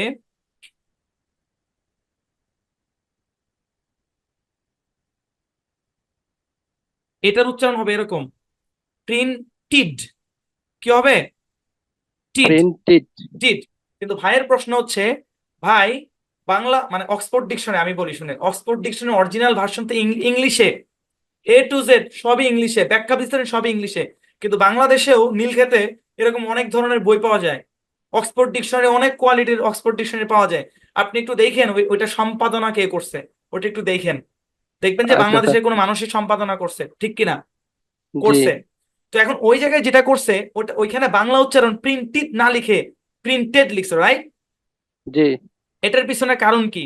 কারণ হচ্ছে অক্সফোর্ড ডিকশনারির লোক তারা চায় যে আপনারা যেন মোটামুটি একটা উচ্চারণ নিয়ে সমাজে চলতে পারেন। মানে অক্সফোর্ড ডিকশনারি না, সরি, মানে যারা বাংলায় এটাকে কি করছে, সম্পাদনা করছে, তারা কি চায় যে মোটামুটি নিয়ে আপনারা যেন চলতে পারেন। এখন ওইখানেও যদি শুদ্ধ উচ্চারণটা শিখা দেয় ওয়ান্টিড, তাহলে আপনি তো ওয়ান্টিড বললে তো যে ভাই আমিও তো প্রিন্টেড টেকনিক শিখাইছি না, শিখাইছি কিনা বলেন? জি শিখেছেন। আমি আমি অরিজিনালটা শেখানোর পরে টেকনিকটা শিখাইছি কিনা? জি জি। উনি উনি ওই লেখক সাহেব যেটা করছে যে উনি ডিরেক্ট টেকনিকটাই দিয়ে দিছে। আচ্ছা গ্যারান্টি দিয়ে বলবো, আপনি এটা খুঁজে দেখেন, WHAT, এটার হচ্ছে হোয়াট পাবেন, গ্যারান্টি দিয়ে বলছি বাজি। আপনার ডিকশনারিটা কাছে আছে? না না, ডিকশনারির কাছে নাই। ডিকশনারি কাছে না। আচ্ছা আমি স্যার। আপনাকে পরবর্তী ক্লাসে কাজ দিলাম। কি কাজ দিলাম বলেন? আমরা আচ্ছা আচ্ছা, এটা সেকশন এটা 4-এ, দেখবো। শেষ করতে দেন, আমরা সেকশন 4-এ পড়ে আসছি WHAT, এটার উচ্চারণ পড়ে আসছি হোয়াট। কি পড়ে আসছি? ওয়াট। ওইখানে দেখেন হোয়াট লেখা আছে, আচ্ছা ঠিক আছে, দেখেন আমি চেক আপনি। করব। আচ্ছা ব্যাপারটা স্যার। হচ্ছে কি দেখেন, আমরা নিজেরাও চাই, আমরা কি করি জানেন, আমরা যেটা করি আমরা অরিজিনালটাও জানাই, সেই সাথে কিভাবে পড়লে সমাজে চলতে পারবেন ওটাও জানাই। কিন্তু আচ্ছা ম্যাক্সিমাম ঠিক। জায়গায় কি করে জানেন, ম্যাক্সিমাম জায়গায় বর্তমানে কিছু ইংলিশ টিচার আছেন, তাদেরকে সম্মান দিয়ে বলতেছি, যারা শুদ্ধ উচ্চারণ শেখায়, শুধু প্র্যাকটিক্যালটা শেখায় না। জি হ্যাঁ, ঠিক কিনা? বলে জি। Table, fan. হ্যাঁ, যেমন ফেন, কলমের ইংরেজি কি? ফেন। বলে কিনা? পিয়ের উচ্চারণ বলে। ফয়ের মতো করে কিনা? জি। আমরা কি করি ভাই, আমরা শুদ্ধটাও বলি এবং প্র্যাকটিক্যালটাও বলি, আমরা দুটাই করি। আচ্ছা হ্যাঁ, জি স্যার, এই হচ্ছে বুঝছি। আমাদের ধর্ম আর কি। আচ্ছা আমার কথা স্যার, ওই যে আপনার এই যে গুগলে আমি এটার মানে উচ্চারণটা সাউন্ডটা কিভাবে হয় দেখি, গুগলও আপনার অনেকগুলো সবগুলো ট্যাট বলতে, যেমন প্রিন্ট ট্যাট, কালেক্ট ট্যাট, সবগুলো তো ট্যাট, টয় কাটে ড, এটা দিয়ে উচ্চারণ হয়। গুগলে যে ওখানে ভার্সন আছে, আমি ওখানে সার্চ করলে লেখাটা এইভাবে বলতেছে, এটাও কি আপনার, তাহলে এটা কি ভুল নাকি সঠিক? গুগল কি আচ্ছা রাইট শুনেন, মানবো না ভুল বলবো? আচ্ছা আচ্ছা, উনি আরেকটা দারুণ প্রশ্ন করছে যে গুগল, গুগল গুগলে যখন সার্চ করে, আপনার প্রশ্নগুলো বুঝেন, এই ভাই আরো এর আগেও আরো সুন্দর সুন্দর কিছু প্রশ্ন করছে। তো এইসব প্রশ্ন পেলে আমি খুশি হই, কারণ কিছু 2-4 জন অ্যাডভান্স স্টুডেন্ট দরকার আছে। উনি বলতেছে যে গুগলে যখন সার্চ করে, তো গুগলেরটা শুনলে মনে হয় যে আহ ওইটা ওয়ান্টেড বলতেছে, রাইট? প্রিন্টেড জি বলতেছে। আচ্ছা, এটার জি। ব্যাখ্যা শুনেন, দেখেন, গুগল দলিল না। গুগল কি না? দলিল না। গুগল দলিল না। দলিল কে বলেন? দলিল হচ্ছে অক্সফোর্ড ডিকশনারি। অক্সফোর্ড ইংরেজি ভাষার ডিকশনারি। বাপ কে বলেন? মা কে? ইংল্যান্ড। অক্সফোর্ড, হ্যাঁ, জি হ্যাঁ, ওই অক্সফোর্ড ডিকশনারি যে ডিকশনারি, ওটা হচ্ছে দলিল। অক্সফোর্ড জি। ডিকশনারিতে কিভাবে উচ্চারণটা লেখা আছে সেটা দেখেন। আপনারা কি ওইটা কি তার বুঝেন? এখানে আইপিএস সিম্বল বুঝেন? আইপিএস সিম্বল বুঝেন না? আইপিএস? আইপিএস বুঝি না। সিম্বল বুঝেন? আইপিএস সিম্বল বুঝেন? বুঝেন না। জি না। কোন একটা শব্দের অরিজিনাল উচ্চারণ কি ওটা বোঝার জন্য আপনাকে আইপিএস সিম্বল বুঝতে হবে। হ্যাঁ, আচ্ছা স্যার। জি আইপিএস সিম্বল বুঝতে হবে। দেখেন, ধরেন আমি একটা শব্দ লিখি, BAS, হ্যাঁ, জি KET, ঠিক আছে? জি। এটা আমার ইংলিশ লেখা, ঠিক কিনা? ঠিক। ইংলিশ। আপনি যদি অক্সফোর্ড ডিকশনারি খুলেন, এটার নিচে দেখবেন উচ্চারণ লেখা আছে। উচ্চারণটা কি দিয়ে লেখা আছে জানেন? একটা ভাষা আছে, IPA, এর ফুল মিনিং হচ্ছে আই- ইন্টারন্যাশনাল ফনেটিক অ্যালফাবেট। হ্যাঁ, আচ্ছা, আইপিএ জি তে লেখা আছে। আইপিএ কিভাবে লেখা আছে আমি বলি, এভাবে লেখা আছে,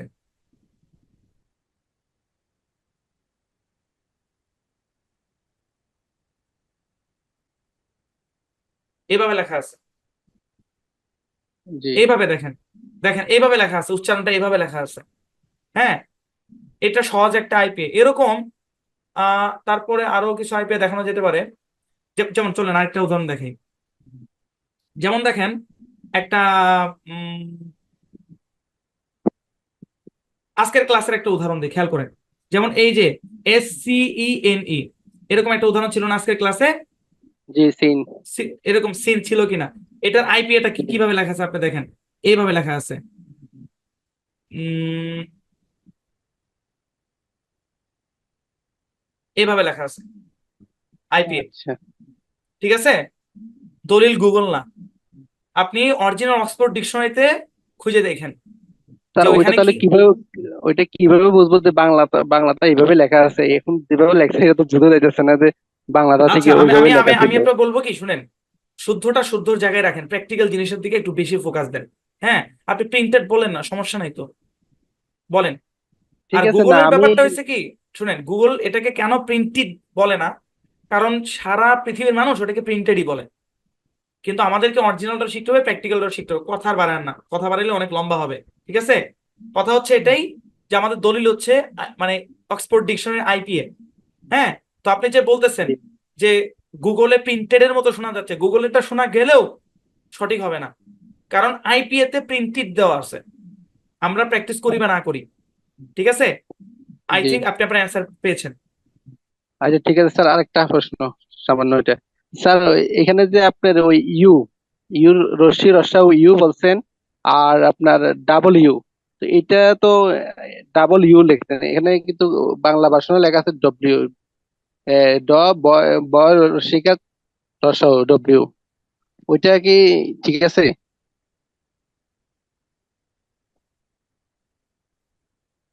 ভাই, বাংলা ভাষণটা তো আমার মতো কোনো মানুষই লিখছে, তাই না? জি, বাংলাদেশি যেমন আমরা মানুষই তো ডাবল, লিখছে। আপনি আগামী ক্লাসের সম্পাদক সাহেবের নামটা আমাকে একটু বলবেন। ওনারা কেন মানে অরিজিনাল, আমি যদি নিজেও লিখি, আমি নিজেও প্রিন্টেড বইতে দিব না। কথা কি বুঝতে পারছেন? জি অরিজিনাল বাদ দেন, বাংলা অরিজিনাল উচ্চারণ শুনেন, ডাবল ইউ। এবার এটাকে কেমনে বাংলায় মিলাবেন, মিলান। আমি কোনো বাংলা আর টাংলা বুঝি না, আর ইউটাও ইউ থাকবে? আমি কিচ্ছু বুঝি না, আমি কিচ্ছু বুঝি না, আমি কোনো বাংলা বুঝি না আমি। ডাবল ইউ, এটা অরিজিনাল উচ্চারণ, বাস দ্যাটস ইট। এখন একটা ইংলিশ উচ্চারণ, আমি তো এই কথাটা এর আগেও বলছি যে এক ভাষার উচ্চারণকে আরেক ভাষা দিয়ে হুবাহু প্রকাশ করা যায় না, ফাঁক ফোকর থাকে, জোর করে মিলাইতে হয়, বলছি কিনা? জি বলছি কিনা? বলছেন।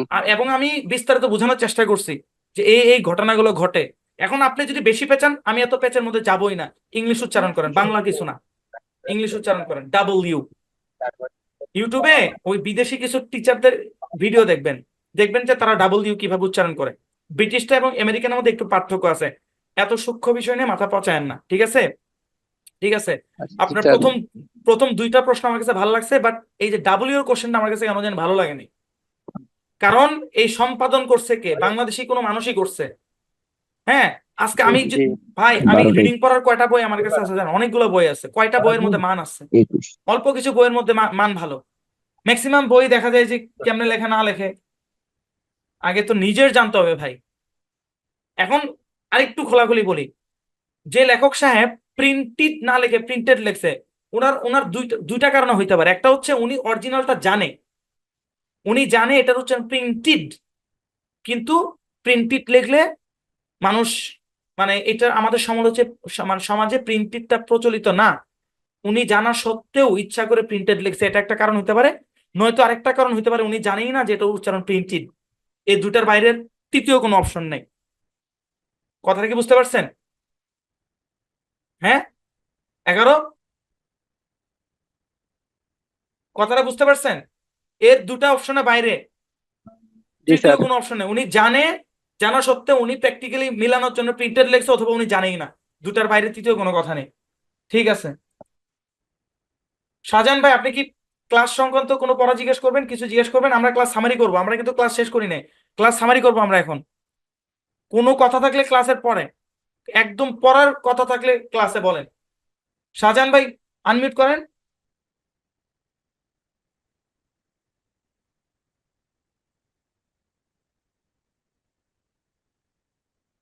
আচ্ছা, উনি আনমিউট করছে না, চলেন আমরা ক্লাস সামারি করি। আচ্ছা খেয়াল করেন, তো আজকের ক্লাসটা ছিল আমাদের 40 নম্বর ক্লাস। আজকের ক্লাসের আহ, শিরোনামটা ছিল সাইলেন্ট লেটার ইন ওয়ার্ডস। তো সাইলেন্ট লেটার কাকে বলে? সাইলেন্ট লেটার কাকে বলে? সাইলেন্ট লেটার হচ্ছে যে বর্ণ লেখায় আসে কিন্তু উচ্চারিত হয় না, সেটাকে সাইলেন্ট লেটার বলে। হ্যাঁ, সেটাকে সাইলেন্ট লেটার বলে। তো আমরা জানি ইংরেজি লেটার হচ্ছে 26টা। তো 26টা লেটারের দুই একটা লেটার ছাড়া মোটামুটি প্রত্যেকটা লেটারই জায়গা ভেদে, পজিশন ভেদে সাইলেন্ট হয়। জায়গা ভেদে, পজিশন ভেদে সাইলেন্ট হয়। ঠিক আছে? তো টপিকটা অনেক বড়, কভার করতে গেলে কয়েক ঘন্টা লেগে যাবে। এজন্য এটাকে আমরা কয়েকটা ভাগে বিভক্ত করছি: silent consonant in words, silent Bhawal in words. তার মধ্যে আজকে আমাদের আলোচ্য বিষয় ছিল সাইলেন্ট কনসোনেন্ট ইন ওয়ার্ডস, অর্থাৎ কোন কোন কনসোনেন্ট, মানে কনসোনেন্ট গুলো, কোন কোন কনসোনেন্ট, অ্যাকচুয়ালি কনসোনেন্ট গুলো কোন কোন সিচুয়েশনে সাইলেন্ট থাকে। তো এই টপিকটা অনেক বড়, আমরা এই পর্যন্ত আজকের ক্লাসে আমরা দেখছি। তো চলেন এক নজরে আমরা দেখি। একটু স্ক্রিনশট দিয়েন, হ্যাঁ রুলগুলো একটু স্ক্রিনশট দিয়েন, স্ক্রিনশট দিয়েন। যেসব জায়গায় বি উচ্চারিত হবে না, শব্দের শেষে এম বি থাকলে বি সাইলেন্ট। তারপর বিটি থাকলে বি সাইলেন্ট, অল্প কিছু শব্দে, সব জায়গায় না, অল্প কিছু শব্দে।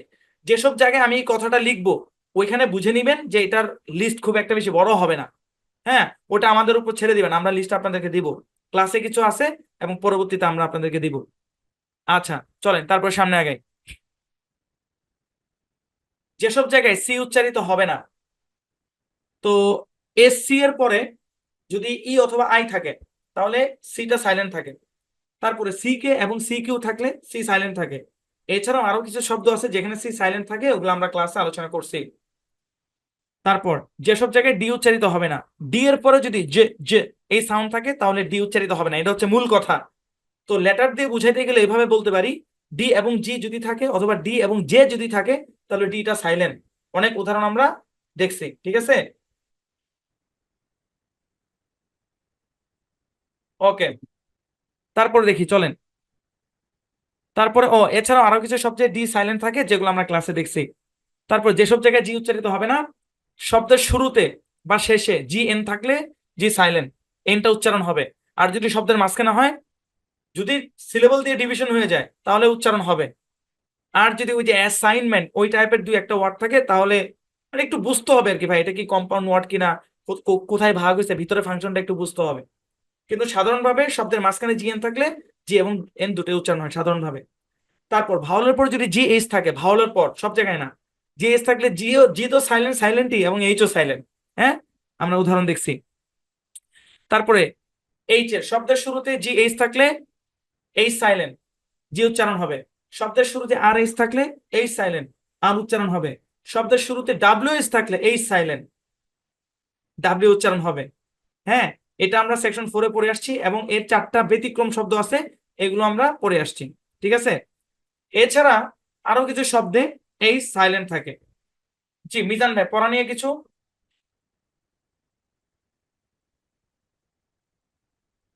সরি মিজান না, মিরাজ। এই যে হুদা কামে হাত তুলে মনোযোগ নষ্ট করে দেয়। আচ্ছা, ভুলে হাত তুলছে উনি। ঠিক আছে চলেন। তো এগুলোই আর কি। তো এখন স্ক্রিনশট নেন, মানে স্ক্রিনশট বলতে বাড়ির কাজ নেবেন আর কি। তো বাড়ির কাজ কি, বাড়ির কাজটা কিভাবে জমা দিতে হয় আমি বলি। প্রথমে তো হুবহু এভাবে লিখে পাঠিয়ে দিবেন। আর এটা আমি আপনাদেরকে বোঝানোর জন্য লিখছিলাম আর কি, নাম্বার মানে মানে এমবি থাকলেই যে সাইলেন্ট হবে না, বি মানে ওটা বোঝানোর জন্য এভাবে লিখবেন। এভাবে শব্দের শেষে এমবি থাকলে বি সাইলেন্ট, মানে এই লাইনটা পড়বেন। তারপরে মানে একটা ভয়েসের মধ্যে আর কি, এইভাবে: আসসালামু আলাইকুম স্যার। শব্দের শেষে এমবি থাকলে বি সাইলেন্ট, যেমন এল A M B lamp, B O M B bomb, C O M B come, N U M B নাম, THUMB থাম, CLIMB claim, PLUMB plum, PLUMBER plumber, NUMBER number. এভাবে একটা ভয়েসে কি করবেন, পুরা ইয়াটা দিয়ে দিবেন, মানে বানান করতে হবে। কারণ বানান কেন করতে হবে জানেন, কারণ আমাকে তো বুঝতে হবে যে আপনি বিটাকে ধরছেন। আপনি যদি ডিরেক্ট বলেন ল্যাম বম, আমি বুঝবো কেমন আপনি বিটা বুঝছেন কিনা। একটা ভয়েসে সুন্দর মতো দিবেন, এক ভয়েসে এখান থেকে এতটুকু পর্যন্ত পাঠিয়ে দিবেন। ঠিক আছে, পাঠিয়ে দিবেন। ভাই বাড়ির কাজ পাঠানোর আগে নিজেরা একটু প্র্যাকটিস করবেন, নিজেরা প্র্যাকটিস করবেন। নিজেরা প্র্যাকটিস না করে দেখে দেখে নকলে, ভাই মানে প্র্যাকটিস ছাড়া যারা বাড়ির কাজ দেবে এটা নকলের মতোই। আগে practice. LAMB lamp, LAMB lamp lamp, LAMB lamp lamp lamp, LAMB lamp, LAMB B, B বা B, be silent, be silent, LAM lamp. ভাই এভাবে এক একটা ওয়ার্ড নিয়ে কিছুক্ষণ জপেন। আচ্ছা, তারপর অল্প কিছু শব্দে বিটি থাকলে, মানে বিটি একসাথে অল্প কিছু শব্দে সাইলেন্ট, যেমন ডেড, ডাউট, সাটল। এর বাইরেও আরো দু একটা শব্দ থাকতে পারে, কিন্তু আপাতত এই তিনটাই মাথায় রাখেন। বাড়ির কাজ কিভাবে জমা দিতে হয় শিখাই দিছে, জাস্ট ওই লেখাটাকে পড়বেন আর কি। বিটি থাকলে বি সাইলেন্ট অল্প কিছু শব্দে, এভাবে পড়বেন। তারপর এস, সি এর পর ই অথবা আই থাকলে সি সাইলেন্ট। স্ক্রিনশট দেন, অনেকগুলো স্ক্রিনশট আছে, বাড়ির কাছে অনেকগুলো আছে।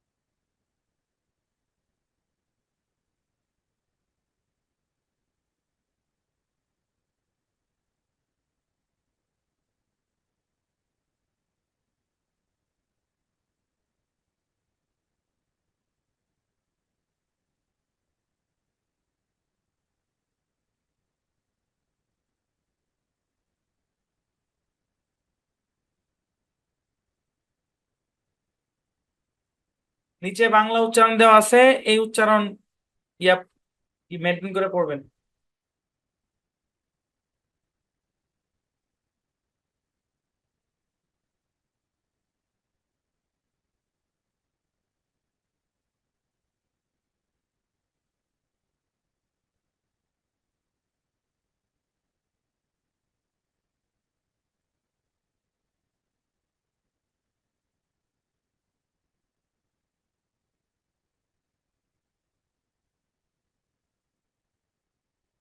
এটা একটু মনোযোগ দিয়ে খেয়াল করেন, আলাদা সিলেবলে জি এবং এন দুটোই উচ্চারিত হবে, এটা একটু ইম্পর্টেন্ট। যেমন আমি সিলেবল গুলো ভাগ করে দিছি, দেখেন আমি সিলেবল গুলোকে ভাগ করে দিছি। আপনারা কি করবেন জানেন, এটাকে এভাবে পড়বেন, যেমন স্যারকে ভয়েস দিবেন। আলাদা সিলেবলে জি এন দুটোই উচ্চারিত হবে, যেমন SIG সিগ, NA নে, CURE চার, সিগনেচার। মানে ভেঙে ভেঙে পড়বেন, সিগ নে চার, আবার মিলায় পড়বেন সিগনেচার। আচ্ছা মিলায় পড়া লাগবে না, আপনি ভেঙেই পড়েন, কারণ অনেকে মিলায় পড়তে একটু ঝামেলা হতে পারে। ডেজিগনেশন মূলত আর কি, ডেজিগনেশন, ইগনোর, অ্যাসাইনমেন্ট। এখানে আচ্ছা শুনেন, এখানে কি হয়েছে, এখানে কিন্তু জি সাইলেন্ট। কেন সাইলেন্ট, কারণ এটা আলাদা ছিল বলে চলে যায়নি, হ্যাঁ, এই জন্য।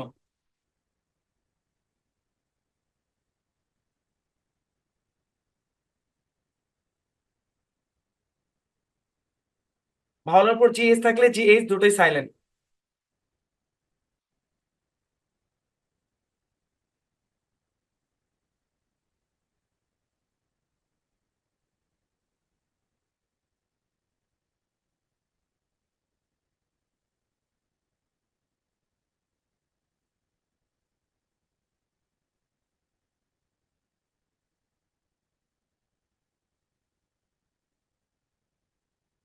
এখানেও মানে দেখেন, মানে ডালপালা যেগুলো আছে সবই নিয়ে আসছে, ডগ হাউস। অরিজিনালি কিন্তু শব্দটার ভিতরে কোনো ফাঁকা নাই। অরিজিনালি ফাঁকা নাই, ডগ হাউস অরিজিনালি এরকম, কিন্তু আপনাদের বোঝানোর জন্য আমি এখানে মানে হাইফেন দিছি আর কি, মানে সিলেবলটা ভাগ করে দিছি। বিগ হেড মানে কি বড় মাথা। অল্প কিছু শব্দে যে এর সমান সমান এফ উচ্চারিত হবে, এটা আসলে আমাদের সাইলেন্ট মানে লেটারের ক্লাসের কোনো অংশই না, কিন্তু তারপরেও যেহেতু জি এইচ নিয়ে আলোচনা চলতেছিল এই কারণে দেখাইছি।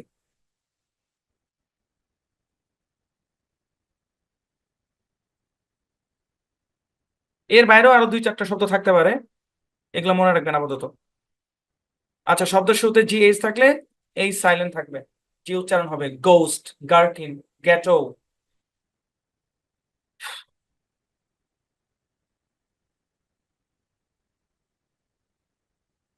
শব্দের শুরুতে আর এইচ থাকলে এই সাইলেন্ট। এগুলো বানান করে পড়ে পড়তে হবে, বানান করে করে ভয়েস দিবে। আচ্ছা, শব্দের শুরুতে ডাব্লিউ এস থাকলে এই সাইলেন্ট, এগুলো আমাদের পুরান পড়া সেকশন 4-এ পড়ে আসছি।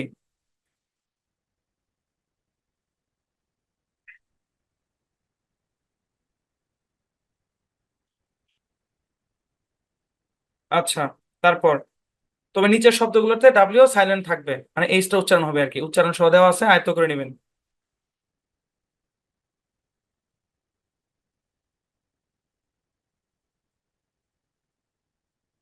আচ্ছা, আরো কিছু শব্দে এই সাইলেন্ট থাকে, এগুলো কোনো রুল নাই, ঠিক আছে? ওই যে আপনারা কেউ ভাইবেন না যে শুরুতে থাকলে, হ্যাঁ, শুরুতে থাকলে হবে এরকম না, মানে এই শব্দগুলোর মধ্যেই হবে আর কি।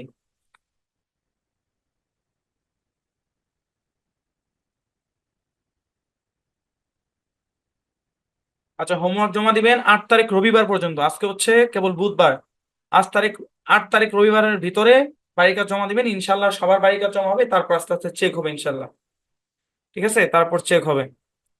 আর কোনো সাপোর্ট যদি দরকার পড়ে আপনাদের অনেকে, আচ্ছা এবার আমি একটু কথা বলবো কাদের কাদের রোল নাম্বার মানে একটু সমস্যা, আপনাদের রোল নাম্বার গুলো একটু ঠিক করে নিয়ে আসবেন, যেহেতু আমাদের কয়েকটা ক্লাস আরো বাকি আছে। তো এই টাইমের ভিতরে যোগাযোগ করবেন রোল নাম্বার ঠিকের জন্য। আমি এখন স্ক্রিনশট অফ করে আপনাদেরকে একটু বলে দিই কার কার রোল নাম্বার সমস্যা। আচ্ছা, আমি একটু বলি, হ্যাঁ, কার কার রোল নাম্বারের সমস্যা আপনারা একটু মার্ক করে রেখেন, আপনারা একটু রোল নাম্বার নিয়ে আসবেন, বুঝছেন? রোল নাম্বার নিয়ে আসবেন, কারণ আহ শাহজাহান শেখ মায়ের রোল নাম্বার, আইডি, উমুক তুমুক এগুলো লিখছেন, রোল নাম্বার গুলো থাকলে ভালো। তারপরে হচ্ছে আপনার অনেকের রোল নাম্বার পেছনে, আচ্ছা থাকুক সমস্যা নেই, এখন আর চাপ দেওয়ার দরকার নেই। পিছনে সামনে এক জায়গায় থাকলে হচ্ছে। এমডি মিরাজ রোল নাম্বার নাই। মামুন ভাই কুয়েত না কই থাকেন বললেন, রোল নাম্বার নাই। ইসরাইল আকাশ রোল নাম্বার নাই। তারপর হচ্ছে আপনার হাফেজ শাহিন আলম রোল নাম্বার নাই। তারপর হচ্ছে একজন আছে কি GQ52T কি কি আছে, রোল নাম্বার নাই। রোল নাম্বার লাগবে ভাই, রোল নাম্বারটা নিয়ে আসবেন, সামনে পিছনে যেখানেই পারেন রোল নাম্বারটা নিয়ে আসবেন, ঠিক আছে? এই হচ্ছে ব্যাপার। তো আপনারা স্টুডেন্ট কেয়ার নাম্বারে ফোন দিয়ে রোল নাম্বারটা ঠিক করবেন, বলবেন যে স্যার, স্যার রোল নাম্বার ছাড়া ক্লাসে থাকতে দেয় না। হ্যাঁ, তো বন্ধুরা আজকের ক্লাসটা এ পর্যন্তই, অনেক গুরুত্বপূর্ণ একটা ক্লাস। সেটা হচ্ছে সাইন লেটারের ক্লাস ছিল আজকে। এই সাইন লেটার যদি আপনি সঠিকভাবে শিখতে পারেন তাহলে আপনি সুন্দরভাবে সঠিকভাবে উচ্চারণ করতে পারবেন, নাতে কিন্তু সাইলেন্ট লেটার যদি আয়ত্ত করতে না পারেন তাহলে কিন্তু ভুলভাল উচ্চারণ করে বসে থাকবেন, যেখানে যেটা উচ্চারণ হবে না, বি উচ্চারণ হবে না তারপর বি উচ্চারণ করতেছেন, জি উচ্চারণ হবে না তারপর জি উচ্চারণ করতেছেন, এরকম হয়ে যাবে। হ্যাঁ, তো খুবই মনোযোগ দিয়ে ভিডিওটা দেখবেন এবং বাড়ির কাজগুলো জমা দিবেন। এবং পরবর্তী ক্লাসে ইনশাল্লাহ আমাদের কনসোনেন্টের বাকি যে কনসোনেন্ট গুলো বাকি আছে সাইন লেটারে, সেগুলো আমরা কভার করার চেষ্টা করবো ইনশাল্লাহ পরবর্তী ক্লাসে। সবাই ভালো থাকবেন, সবাই সবার জন্য দোয়া করবেন, আমার জন্য বিশেষ করে দোয়া করবেন। সবাইকে সালাম জানাচ্ছি, আসসালামু আলাইকুম, আল্লাহ হাফেজ, শুভরাত্রি।